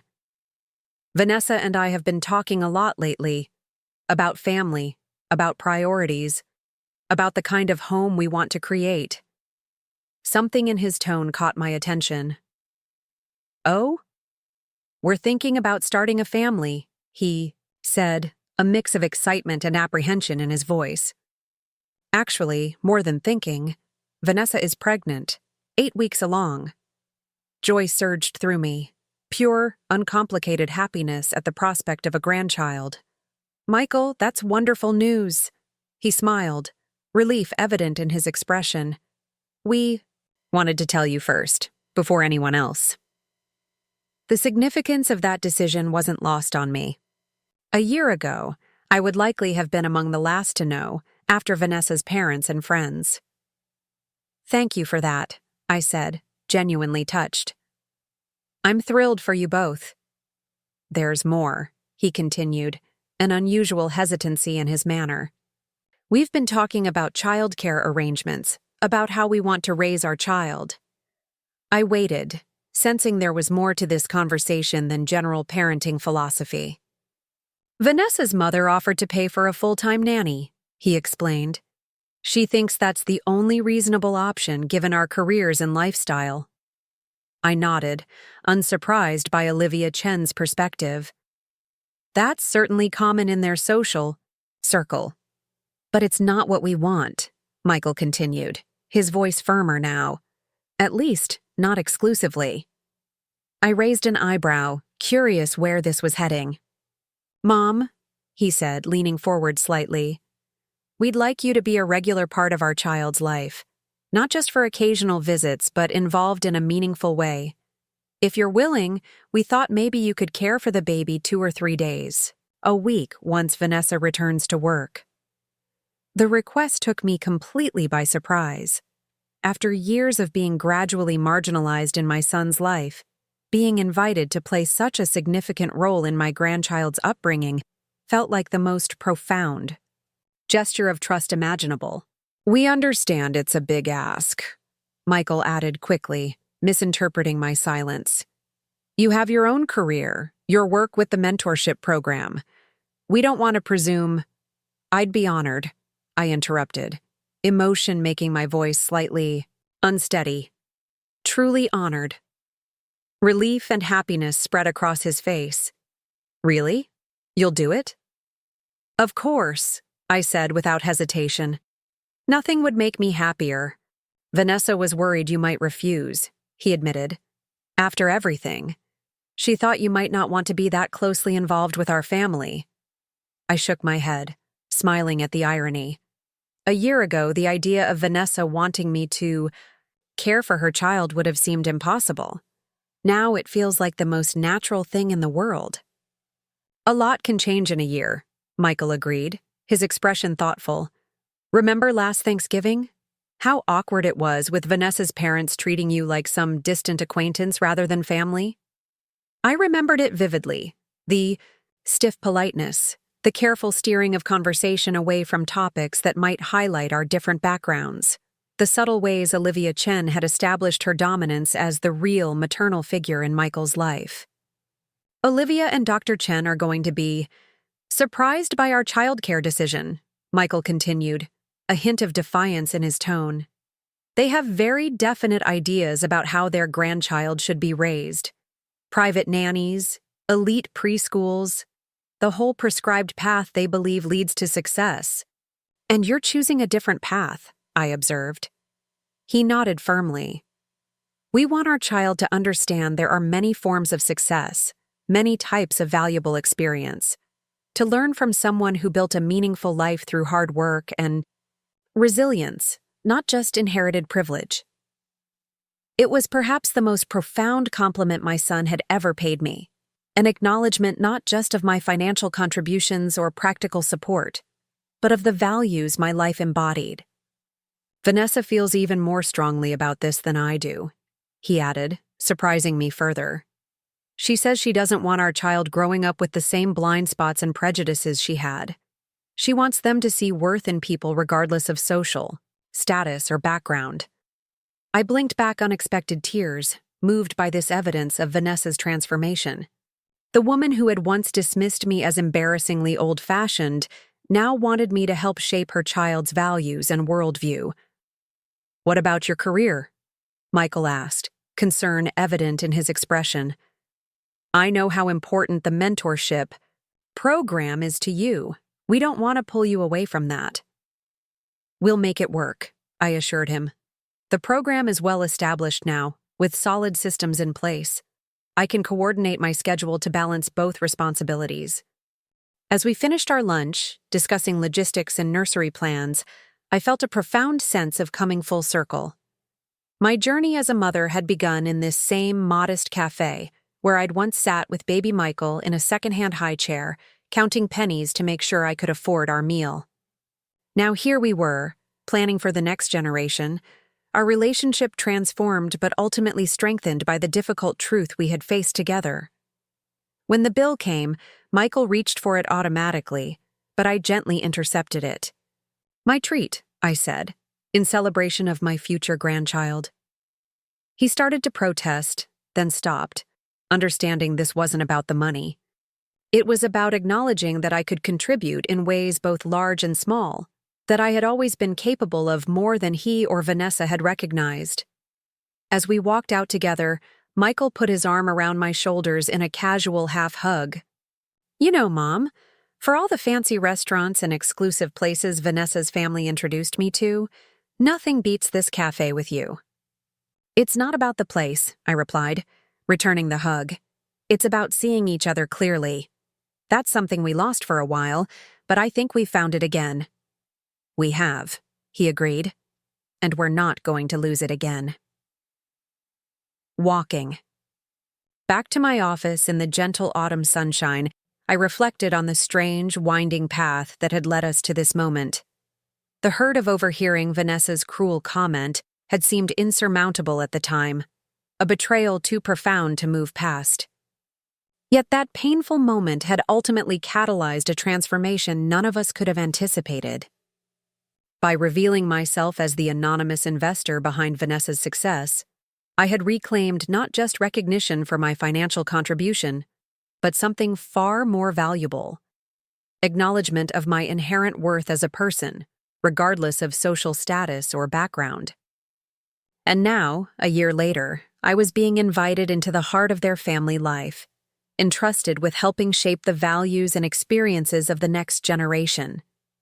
It was a profound gesture of respect and inclusion, one that acknowledged the wisdom earned through my journey rather than dismissing it as irrelevant in their more privileged world. As I reached my office building, my phone chimed with a text from Vanessa. "Michael told you our news? Dinner at our place tonight to celebrate? I'm making your chicken recipe, the one you taught me last month." I smiled at this small but significant gesture, Vanessa preparing a dish I had taught her, rather than insisting on showcasing her own culinary education or ordering from the exclusive restaurants she once preferred. "I'll be there," I replied. "And Vanessa, I'm truly happy for you both." Her response came quickly. "Thank you, Eleanor, for everything. We wouldn't be where we are, as a business or as a family, without you." Reading those words, I felt a sense of peace settle over me. The journey hadn't been easy, and there would undoubtedly be challenges ahead as we navigated new roles and relationships. But we had built something authentic from the ashes of misunderstanding and hurt, a foundation of mutual respect that could support whatever came next. Sometimes the most painful revelations lead to the most meaningful transformations. My son's wife had once said I smelled like old people and tried to push me out of their lives. Now she was welcoming me into the heart of their family, recognizing that the wisdom of experience was a gift rather than an embarrassment. It wasn't about the money I had provided in the end. It was about seeing each other's true worth, beyond superficial markers of status or success. And in that recognition, we had all found something far more valuable than financial investment: the authentic connection that comes from honoring each other's full humanity. As I settled at my desk to review the day's appointments, I smiled at the framed photo that now held pride of place beside my computer. The three of us at the launch of Wright & Chen Designs, arms linked, faces alight with shared purpose and genuine connection. It was a visual reminder of how far we had come, and the unexpected gifts that can emerge from even the most painful truths when faced with courage and grace. The journey hadn't been easy, but it had led us to something authentic and enduring, a family bond strengthened rather than weakened by confronting difficult truths. And in the end, that was worth more than all the financial investments in the world. 6 months later, I stood in what had once been my home office, now transformed into a nursery painted in soft sage green. The crib, crafted from sustainable bamboo, a compromise between Vanessa's aesthetic preferences and my practical concerns about durability, stood beneath the window where morning light would gently filter through organic cotton curtains. "What do you think?" Michael asked, putting the finishing touches on a mobile of handcrafted woodland creatures suspended above the crib. "Too much? Not enough?" I smiled, running my hand over the changing table stocked with cloth diapers and eco-friendly supplies. "It's perfect. Just the right balance." The nursery, like so much in our lives now, represented a thoughtful fusion of different values and perspectives. Where once Vanessa would have insisted on only the most expensive designer baby items, regardless of practicality, now she carefully considered both aesthetics and function. Where once I might have prioritized cost and utility above all else, I now appreciated the value of beauty and thoughtful design. "The rocking chair gets delivered tomorrow," Michael said, adjusting a framed illustration of a mother bear with her cub. "Vanessa insisted it should be here before the baby shower. She wants everything ready for you." The chair, an ergonomic glider in buttery soft leather, had been Vanessa's specific request. "For when Eleanor's here with the baby," she had explained, when selecting it. "She needs to be comfortable for those long afternoons." It was one of countless small gestures that continued to surprise me, evidence of how thoroughly our relationship had transformed over the past 18 months. The woman who had once considered me an embarrassing burden now actively created space for me in their home and lives. "How is she feeling today?" I asked, arranging stuffed animals on a shelf. "Tired but excited," Michael replied. "The doctor says everything looks perfect. 6 more weeks until we meet little Thomas." Thomas Robert Wright Chen, named for Michael's grandfather, Vanessa's father, and carrying my surname as one of his middle names. The naming had been Vanessa's suggestion, a meaningful acknowledgement of my place in their family. Her parents are coming for dinner tonight, Michael added, his tone carefully neutral. I nodded, understanding the complexity behind his words. Dr. and Mrs. Chen had been adjusting to the evolving dynamic between their daughter and me.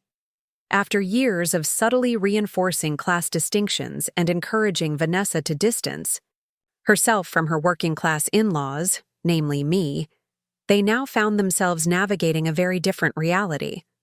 One where I was not only Vanessa's business partner, but soon to be a primary caregiver for their grandchild. "Will you stay?" Michael asked. "Vanessa would love to have you there." 18 months ago, such an invitation would have been unthinkable. A dinner with both sets of grandparents would have excluded me or reduced me to an awkward afterthought. But much had changed. "Of course," I agreed. "I'll help with the cooking." Later that evening, I worked alongside Vanessa in her kitchen, preparing a meal that bridged our different culinary backgrounds: her mother's famous Taiwanese beef noodle, soup alongside my homemade sourdough bread. As we worked, Vanessa moved more slowly than usual, her advanced pregnancy making her movements deliberate. "Can you check the broth?" she asked, resting one hand on her lower back. "I think it needs more star anise." I tasted it, considering. "The balance of flavors. Perfect as is," I assured her. "Your mother will be impressed." Vanessa smiled wryly. "She'll find something to critique. She always does." She arranged scallions on a serving plate with practiced precision. But it matters less now. Her approval isn't as important as it used to be. It was a striking admission from someone who had once oriented her entire life around meeting her parents' exacting standards and expectations. Meeting you where you are, rather than where they want you to be, that's an adjustment for them, I observed, keeping my tone neutral. Vanessa nodded, thoughtful.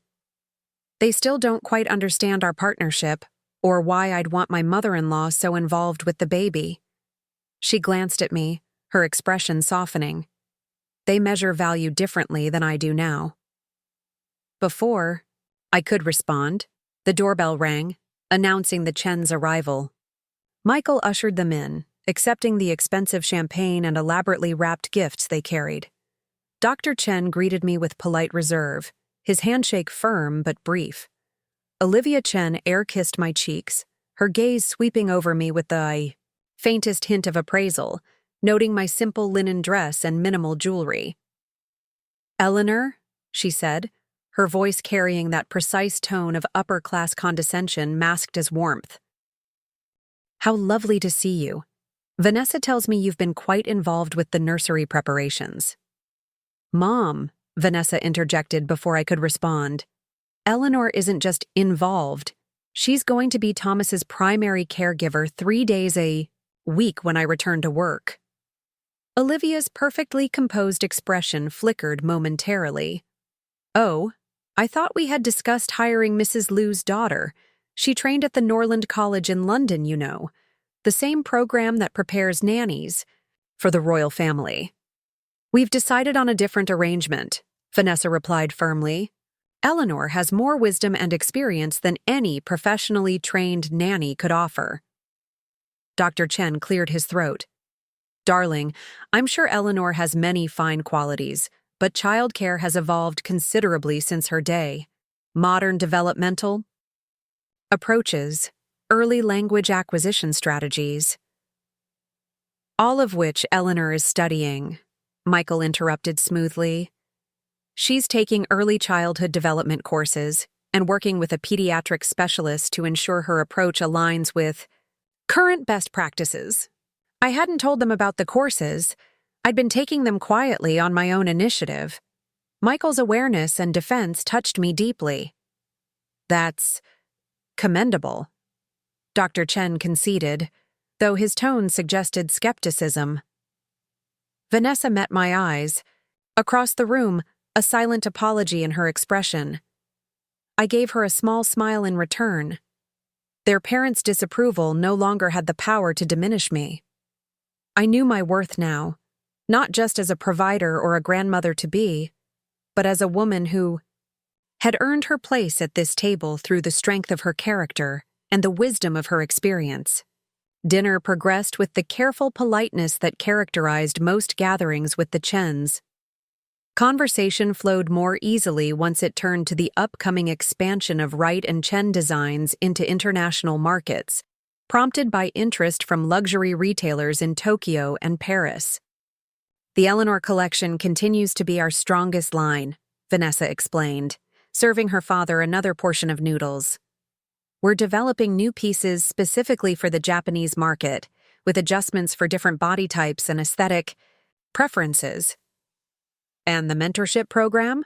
Dr. Chen inquired, his interest seemingly genuine. "Is that expanding as well?" "Absolutely," I replied. "We've partnered with design schools in 3 additional cities. Next year's cohort will include 24 students, double our current number." "That Maya girl's designs were featured in Fashion Forward last month," Olivia remarked, naming a prestigious industry publication. "Quite an accomplishment for someone from her background. The slight pause spoke volumes about her continued class consciousness, but I chose to focus on the acknowledgement rather than the qualification. Maya's talent transcends her circumstances, I said simply. That's the entire premise of our program, that creativity and vision aren't limited to those with financial advantages. Olivia's lips tightened slightly, but she nodded. An admirable philosophy. After dinner, as Michael and Dr. Chen discussed economic trends in the fashion industry, Vanessa led her mother and me to the nursery for a formal tour. I hung back, slightly, allowing Vanessa to showcase the thoughtfully designed space. Olivia inspected everything with a critical eye, trailing manicured fingers over the organic cotton bedding and sustainable furniture. "It's charming," she pronounced finally. "Though I still think you should consider the Bellini crib I showed you. It's what the Vanderbilt grandchildren sleep in." "This one is perfect, Mom," Vanessa replied firmly. "Eleanor helped me research the safest, most environmentally responsible options, and it converts to a toddler bed when Thomas is ready." Olivia's gaze shifted to me, something unreadable flickering in her expression. "You seem to have quite an influence on my daughter these days, Eleanor." "We influence each other," I corrected, gently. "That's what partnerships are about, each bringing different strengths to the table." She adjusted an already perfectly positioned stuffed animal. "And this arrangement, with you caring for the baby several days a week? You're certain it won't interfere with your business responsibilities?" "We've worked it all out," Vanessa answered before I could. "The boutique is closed Mondays and Tuesdays, which will be 2 of Eleanor's days with Thomas. And she'll bring him to the studio on Thursdays when we're doing administrative work rather than client meetings." "Very practical," Olivia murmured, in a tone suggesting practicality ranked somewhere below elegance and status in her hierarchy of values. "Though I still think a professional nanny would provide more structure and consistency." I remained silent, recognizing this for what it was. Not a critique of my capabilities, but Olivia's struggle to accept her diminished influence in her daughter's life. For years, she had been Vanessa's primary advisor and role model. Now she found herself sharing that position with a woman she had once dismissed as irrelevant. "Mom," Vanessa said quietly but firmly, "Eleanor is family. Thomas is her grandchild, too. This isn't about professional credentials. It's about love and connection. Thomas will have plenty of structured learning opportunities as he grows. What he needs in his earliest years is consistent, loving care from people who adore him." Olivia blinked, seemingly taken aback by her daughter's directness. "Well, I suppose there's something to be said for the traditional approach." It wasn't exactly a ringing endorsement, but it was a concession. Perhaps the most we could expect from a woman who had built her identity around social status and external validation. Later, after the Chens had departed with promises to return for the baby shower the following weekend, Vanessa sank onto the sofa with a sigh of relief. "That went better than I expected," she admitted, kicking off her shoes and propping her swollen feet on a cushion. Michael brought her a cup of herbal tea. "Your mother only made 3 passive-aggressive comments about Eleanor's involvement. A new record." I laughed, appreciating his attempt to lighten the mood. "She's trying. It's a big adjustment for her." "It shouldn't be," Vanessa said, frustration evident in her voice. "She should be grateful that Thomas will have so much love in his life, so many people who care about him." "She'll get there," I reassured her. "It took us time to find our way to mutual respect. Give her the same grace." Vanessa reached for my hand, squeezing it gently. "When did you become so wise about my mother?" "Wisdom comes from unexpected places," I replied with a smile. "Something you've learned these past 18 months, I think." She nodded, her expression thoughtful. The most valuable lessons often come from sources we initially discount. Another thing I've learned from you.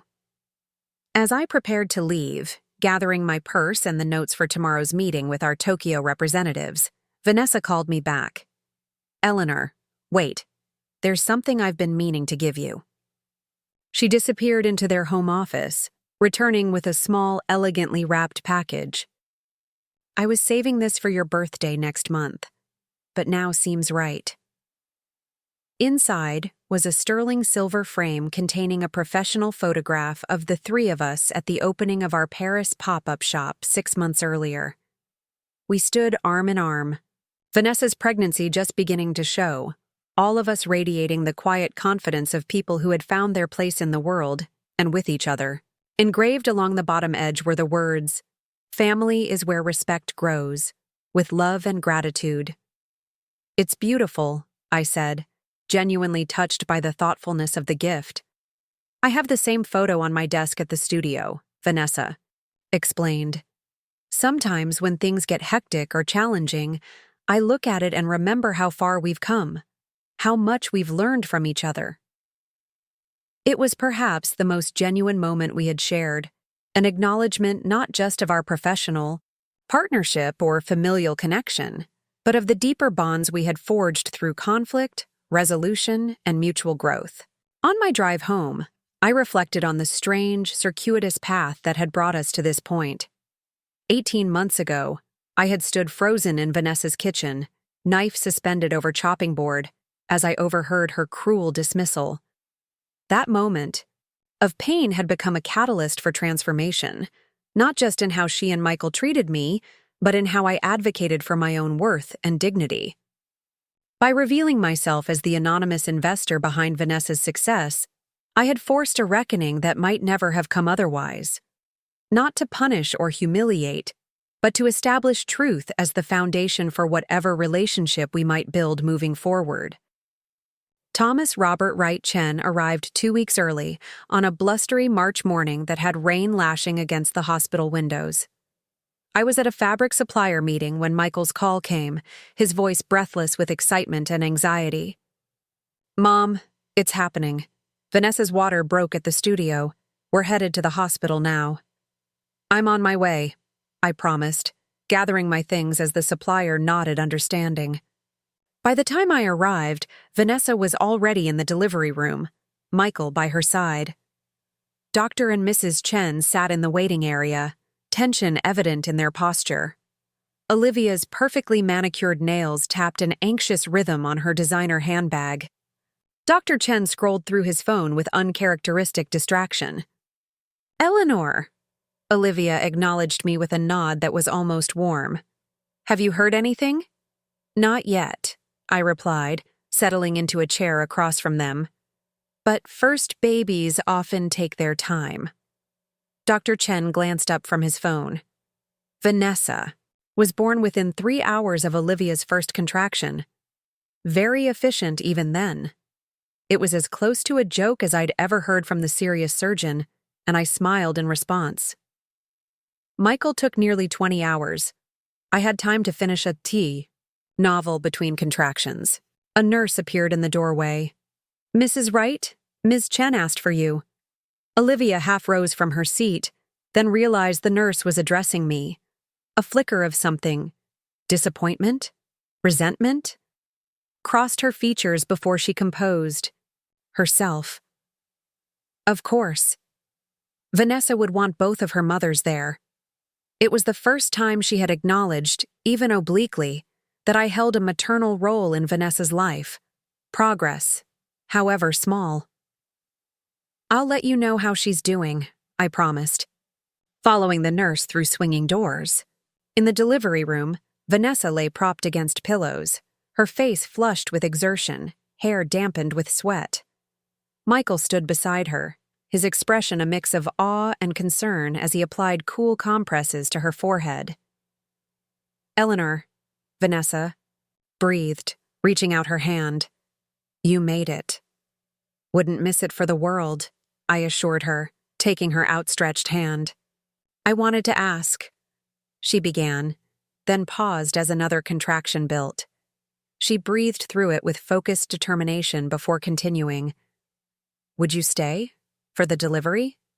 I'd like both of you here. Tears pricked at my eyes, unexpected emotion rising in my throat. Are you sure? Your mother will understand, Vanessa finished. This is my choice. Our family. I looked to Michael, who nodded encouragement. Of course I'll stay.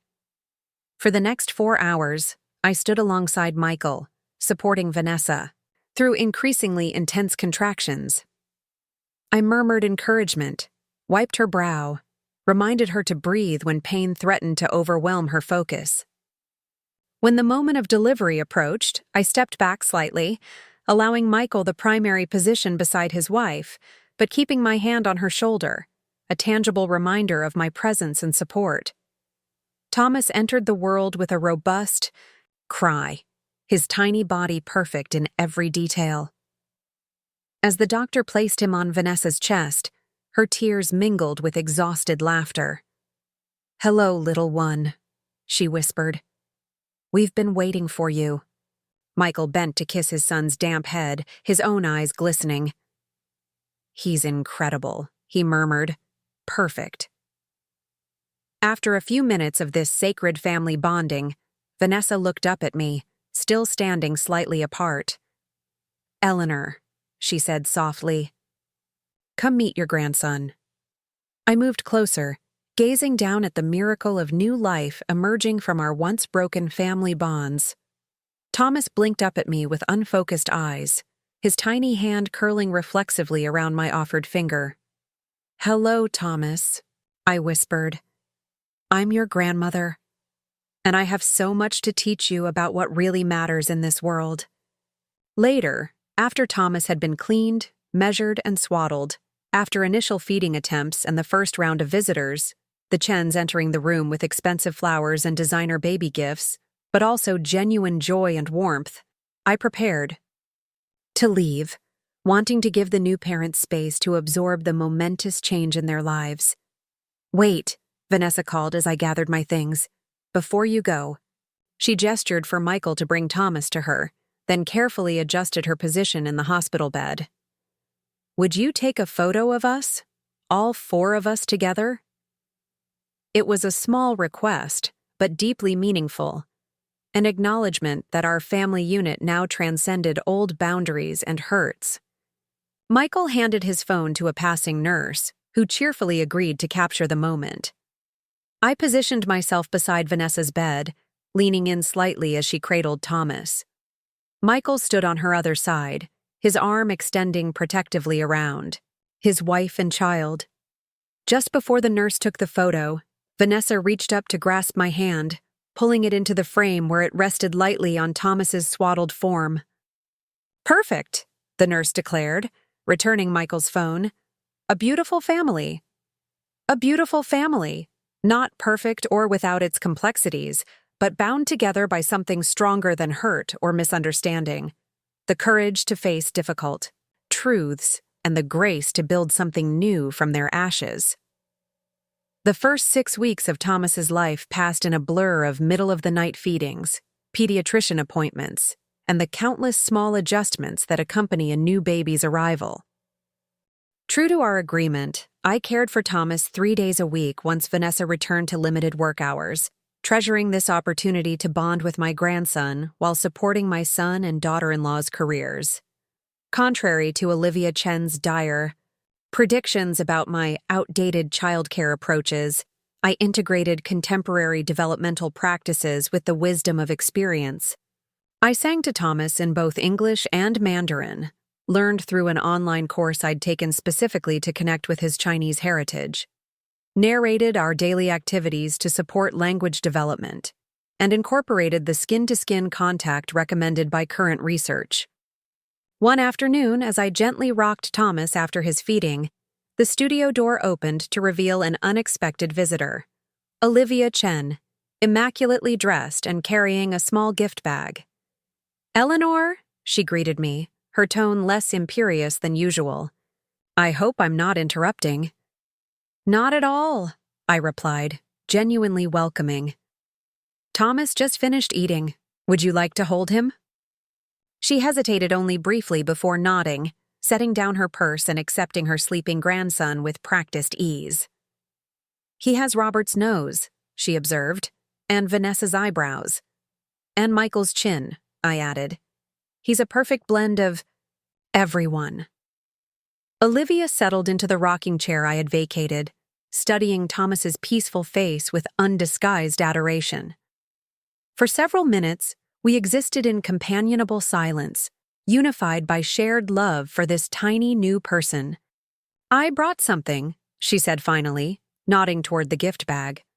For Thomas, but also for you. Curious, I opened the bag to find a beautifully bound album.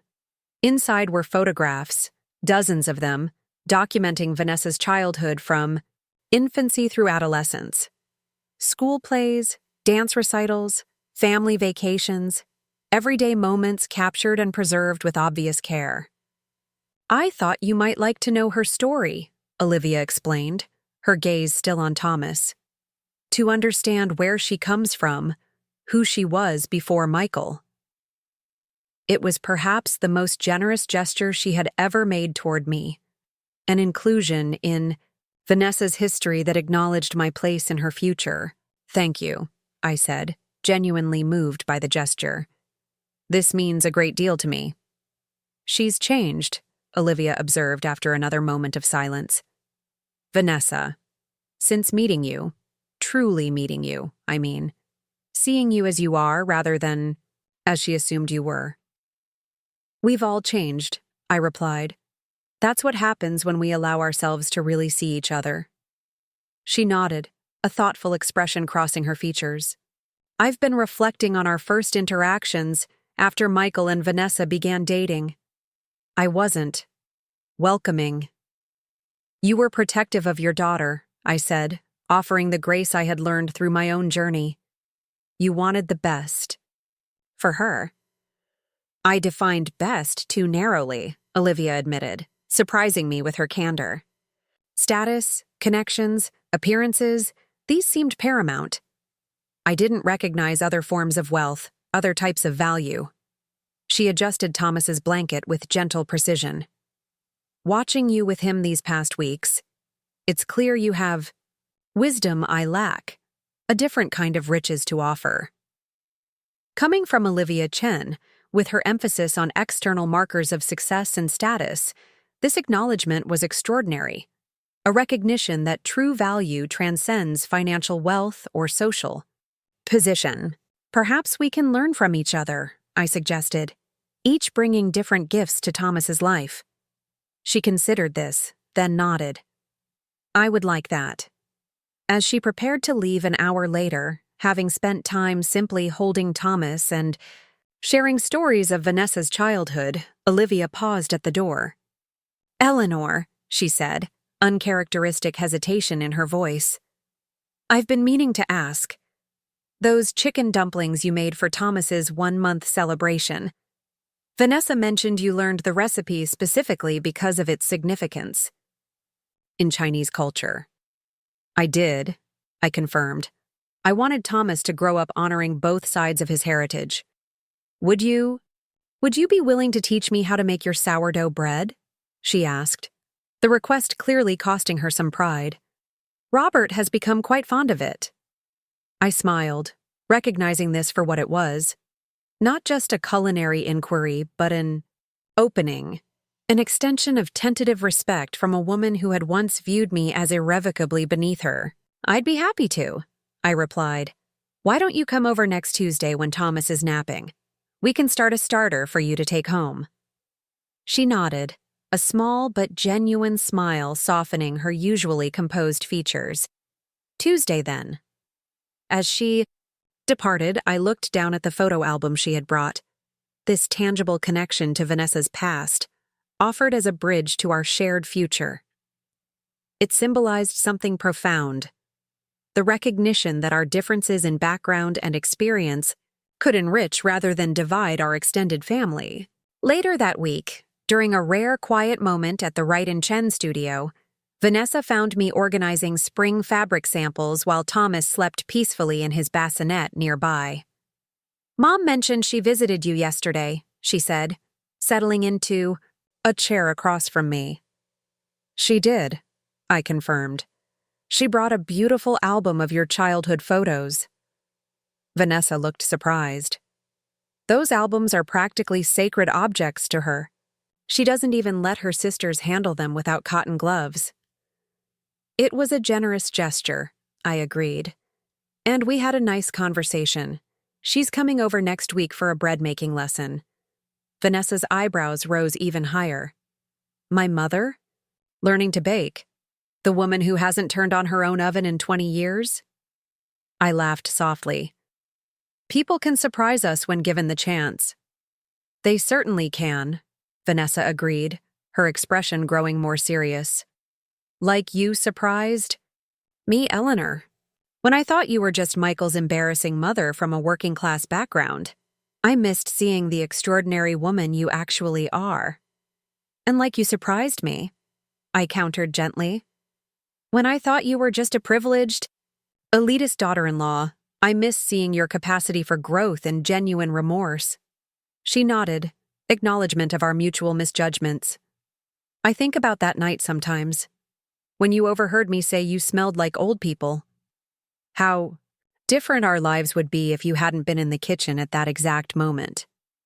Or if I had simply swallowed the hurt and continued as before," I added. "I'm glad you didn't," Vanessa said softly.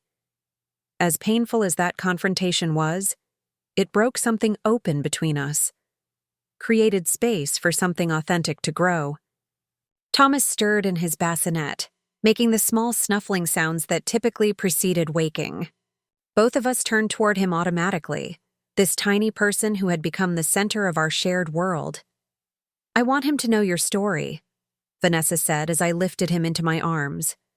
"Not just the sanitized version, but the real journey. How hard you worked, how much you sacrificed, how you built a life of dignity and purpose despite every obstacle." I cradled Thomas against my shoulder, his warm weight a tangible reminder of life's continuing cycles. "Stories are important," I agreed. "They help us understand where we come from and who we might become." "And I want him to know our story," she continued. "How we moved from judgment to understanding, from dismissal to respect. It's a lesson I hope he carries with him, that true worth isn't about status or background, but about character and actions." As Thomas settled against me, his tiny hand curling around a strand of my hair, I reflected on the extraordinary journey that had brought us to this moment. 18 months earlier, I had stood in Vanessa's kitchen, knife suspended in midair, as I overheard words that cut deeper than any blade. Now here we were, bound together not just by Michael and Thomas, but by genuine mutual respect and hard-won understanding. Some lessons can only be learned through difficulty, I observed, through facing uncomfortable truths about ourselves and others. Vanessa nodded thoughtfully. "The night you told me you were my anonymous investor. I've never felt such a complex mix of shame and shock. It forced me to confront not just how I had treated you, but why. What that revealed about my values and assumptions."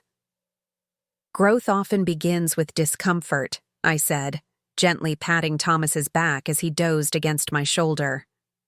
"With the courage to face what we'd rather avoid." 5 years passed in the blink of an eye. Thomas grew from a curious infant into an energetic kindergartner with his father's thoughtful nature and his mother's creative eye. On the morning of his 5th birthday, I arrived at their home, no longer the sleek downtown apartment, but a warm, spacious house with a garden where Thomas could explore, carrying a carefully wrapped package. "Grandma Eleanor," Thomas launched, himself into my arms the moment I stepped through the door, nearly toppling the gift I carried. "Is that for me?" "Thomas," Vanessa gently admonished, appearing from the kitchen wearing an apron dusted with flour. "What did we say about greeting people before asking about presents?"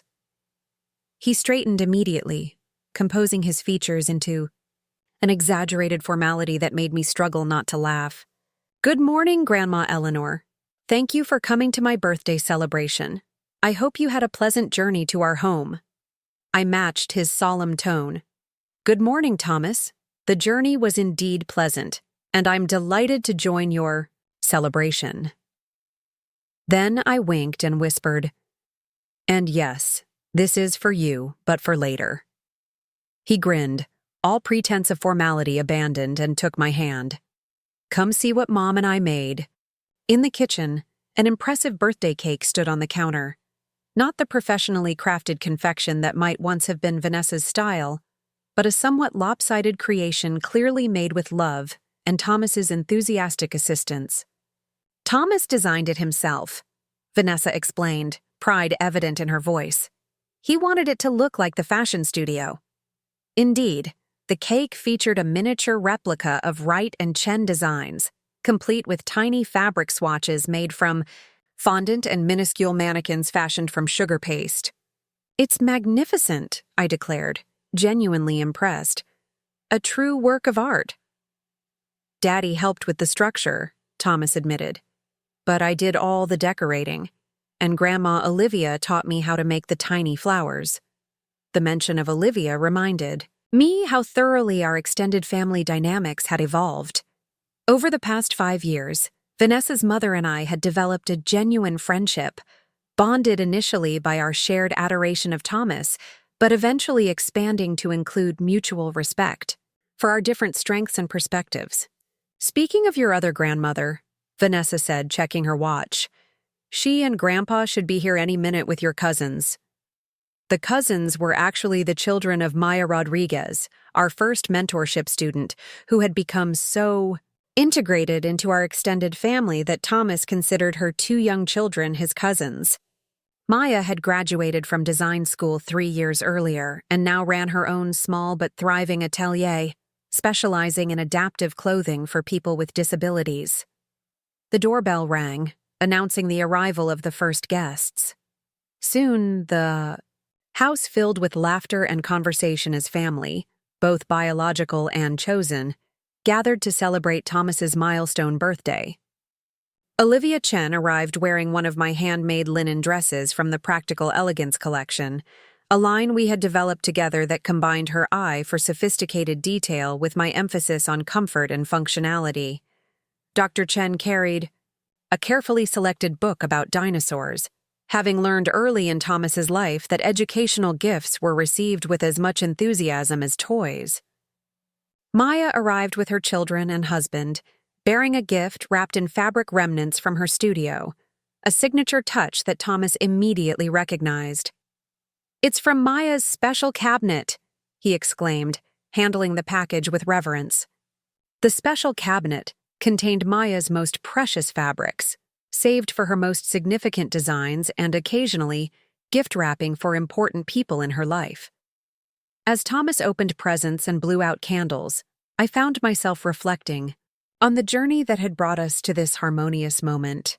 The painful night I had overheard Vanessa's cruel words seemed almost to belong to another lifetime, a catalyst that had triggered a cascade of truth-telling and transformation that none of us could have anticipated. Later, as the party wound down, and Thomas played in the garden with his cousins under Michael's watchful eye, Vanessa joined me on the patio, offering a cup of tea. "He hasn't opened your gift yet," she observed. "He's saving it for last. Whatever it is, he knows it's special." I smiled, warmed by this evidence of Thomas's perception. "It's something I've been working on for a while. I hope he likes it." "He adores everything you give him," Vanessa replied, "but especially the things you make yourself." We sat in comfortable silence for a moment, watching Thomas navigate the complex social dynamics of a game he was inventing on the spot.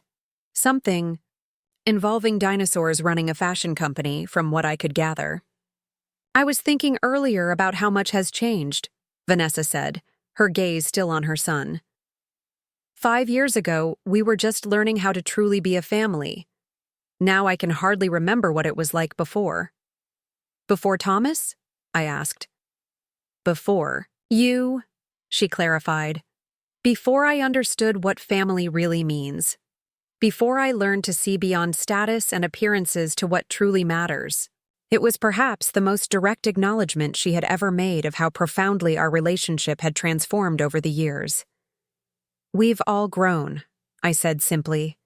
"That's what healthy relationships allow us to do." Vanessa nodded thoughtfully. "The mentorship program reminded me of something yesterday. A new student was talking about how she never expected someone like her, from a poor neighborhood without connections, to have a shot at a real design career. It made me realize how close I came to missing the opportunity to know you, truly know you, because I was so blinded by superficial judgments.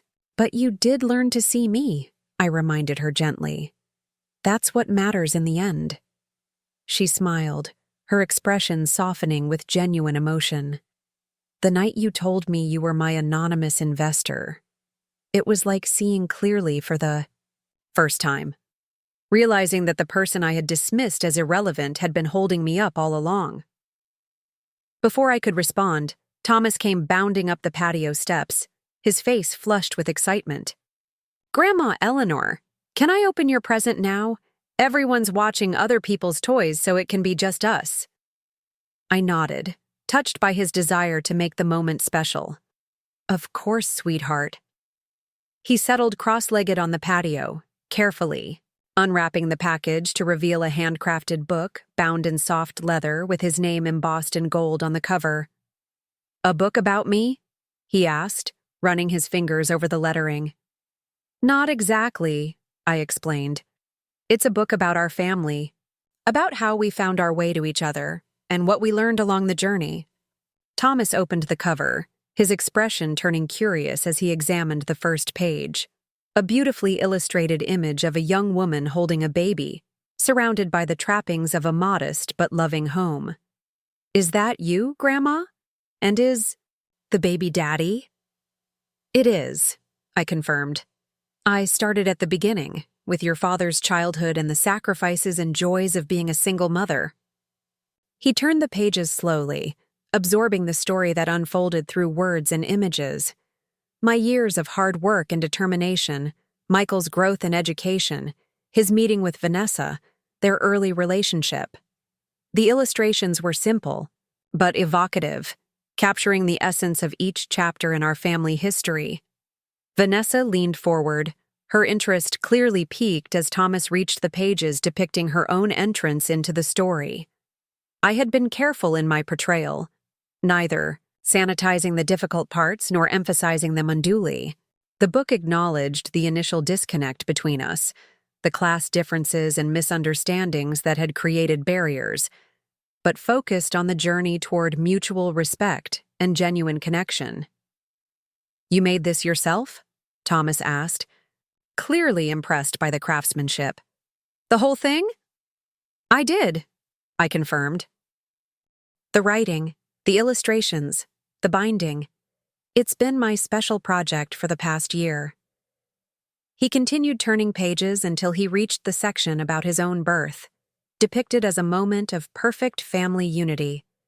The subsequent illustrations showed his early years surrounded by love from all sides: parents, grandparents, extended family, the Wright and Chen community that had become an essential part of our shared life.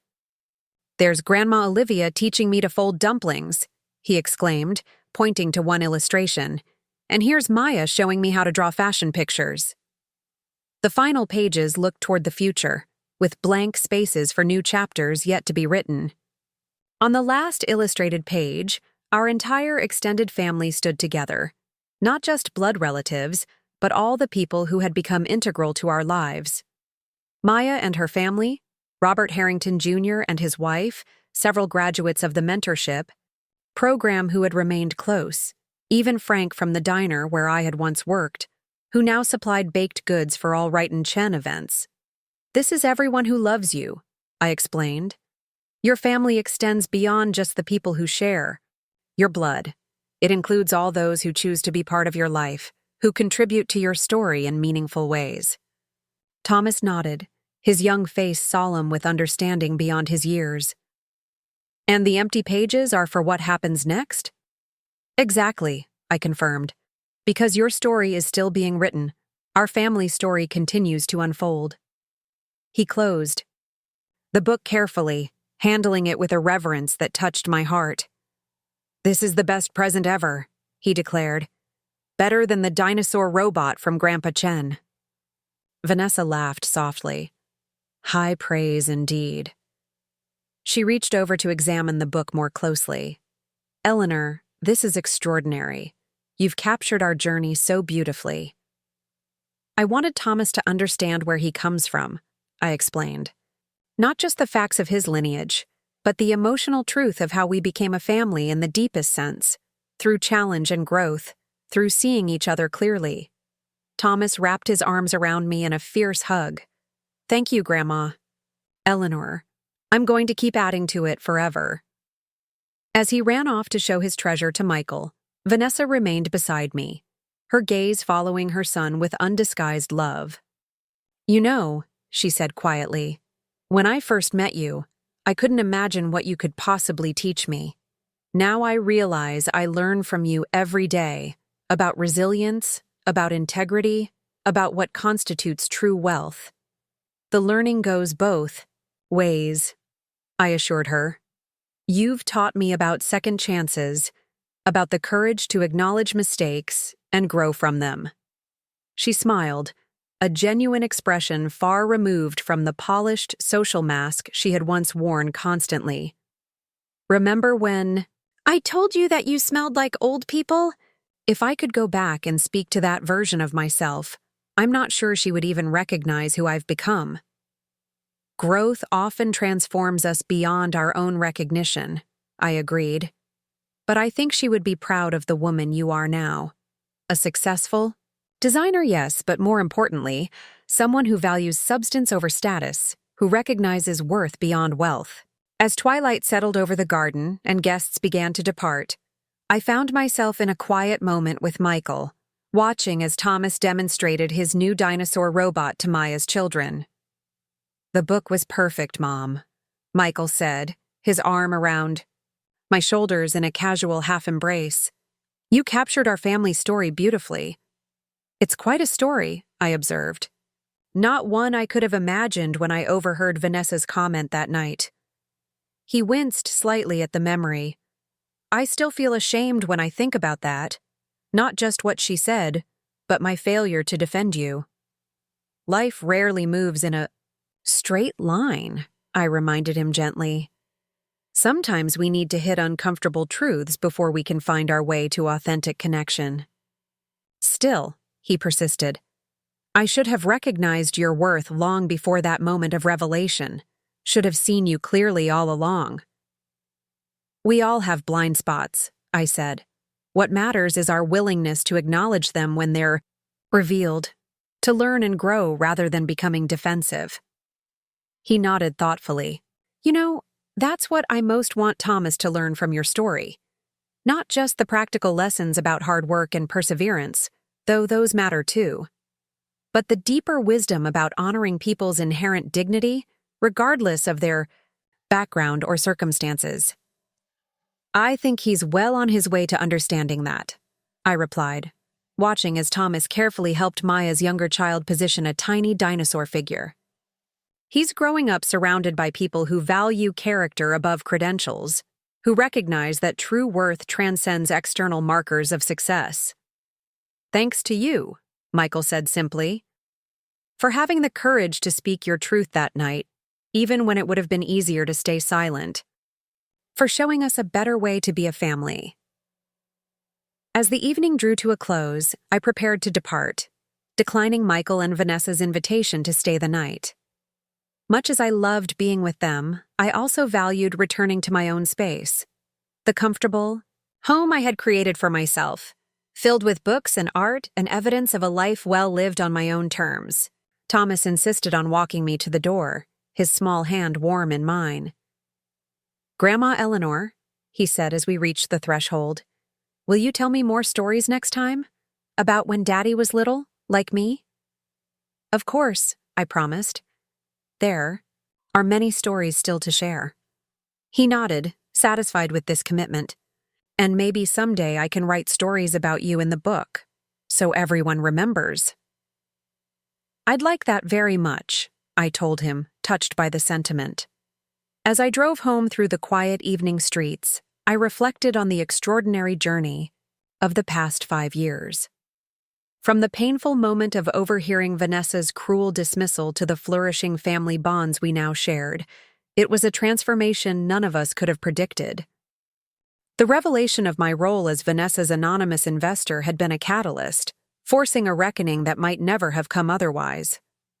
But the true change had come in the slow, steady work of rebuilding, of learning to see each other clearly, to value each other authentically, to create a family based on mutual respect rather than obligation or financial dependence. Back in my own home, I settled into my favorite chair with a cup of tea, surveying the evidence of a life rich in meaning, if not in luxury. Photos of Thomas lined my bookshelves, alongside images of Wright and Chen fashion shows, mentorship program, graduations, family gatherings that bridged once unbridgeable divides. On my desk sat a framed note Thomas had written in his careful kindergarten printing. To Grandma Eleanor, the best grandma and fashion partner. Love, Thomas. Beside it was a fashion magazine featuring Vanessa's latest collection, designs we had developed together, blending her aesthetic sensibility with my practical wisdom. I smiled, remembering the woman I had been 5 years ago, hurt by dismissal, uncertain of my place in my son's new life, secretly funding my daughter-in-law's dreams while being treated as an embarrassing obligation. That woman could never have imagined the family we would become, the bonds we would forge through honesty and growth. The journey hadn't been easy. There had been uncomfortable conversations, painful reckonings, moments of vulnerability on all sides. But from those difficult truths had emerged something authentic and enduring. A family built on seeing each other clearly and valuing each other genuinely.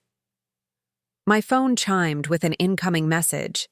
It was from Vanessa, sending a photo taken. Earlier that day, Thomas surrounded by his extended family, my handcrafted book open on his lap, his face alight with the joy of belonging. The caption read simply, "From invisible investor to irreplaceable grandmother, thank you for teaching us what family truly means." I set down my phone, a sense of quiet contentment washing over me. The woman who had once said I smelled like old people now recognized the wisdom that came with those years, the value beyond financial investment. In revealing myself as her anonymous investor, I had done more than assert my financial contribution to her success. I had claimed my rightful place as a person worthy of basic dignity and respect, not because of what I could provide, but because of who I was. And in the years that followed, that initial reckoning had blossomed into something none of us could have anticipated. A family bound by genuine appreciation for each other's unique gifts, a partnership that enriched all our lives in ways that transcended material success. As I prepared for bed that night, I found myself reflecting on the title of the book I had created for Thomas, Seeing Clearly, A Family's Journey. In the end, that's what it had all been about. Learning to see beyond assumptions and appearances, to the true worth that lies within each person. My son's wife had once said I smelled like old people, never knowing I was funding her business. But the real treasure hadn't been the money I provided. It had been the journey we all took from judgment to understanding, from dismissal to respect, from fractured connections to genuine family bonds.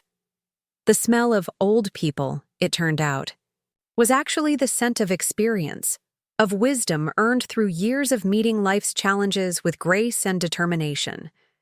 And once Vanessa learned to recognize that, she discovered a richness far more valuable than any financial investment I could have made. In revealing my role as her anonymous investor, I had done more than assert my financial contribution. I had initiated a transformation that changed all our lives for the better, teaching us to value what truly matters and to see each other with clear, appreciative eyes. And that, in the end, was the greatest investment of all. Up next, you've Got 2 more standout stories right on your screen. If this one hit the mark, you won't want to pass these up. Just click and check them out.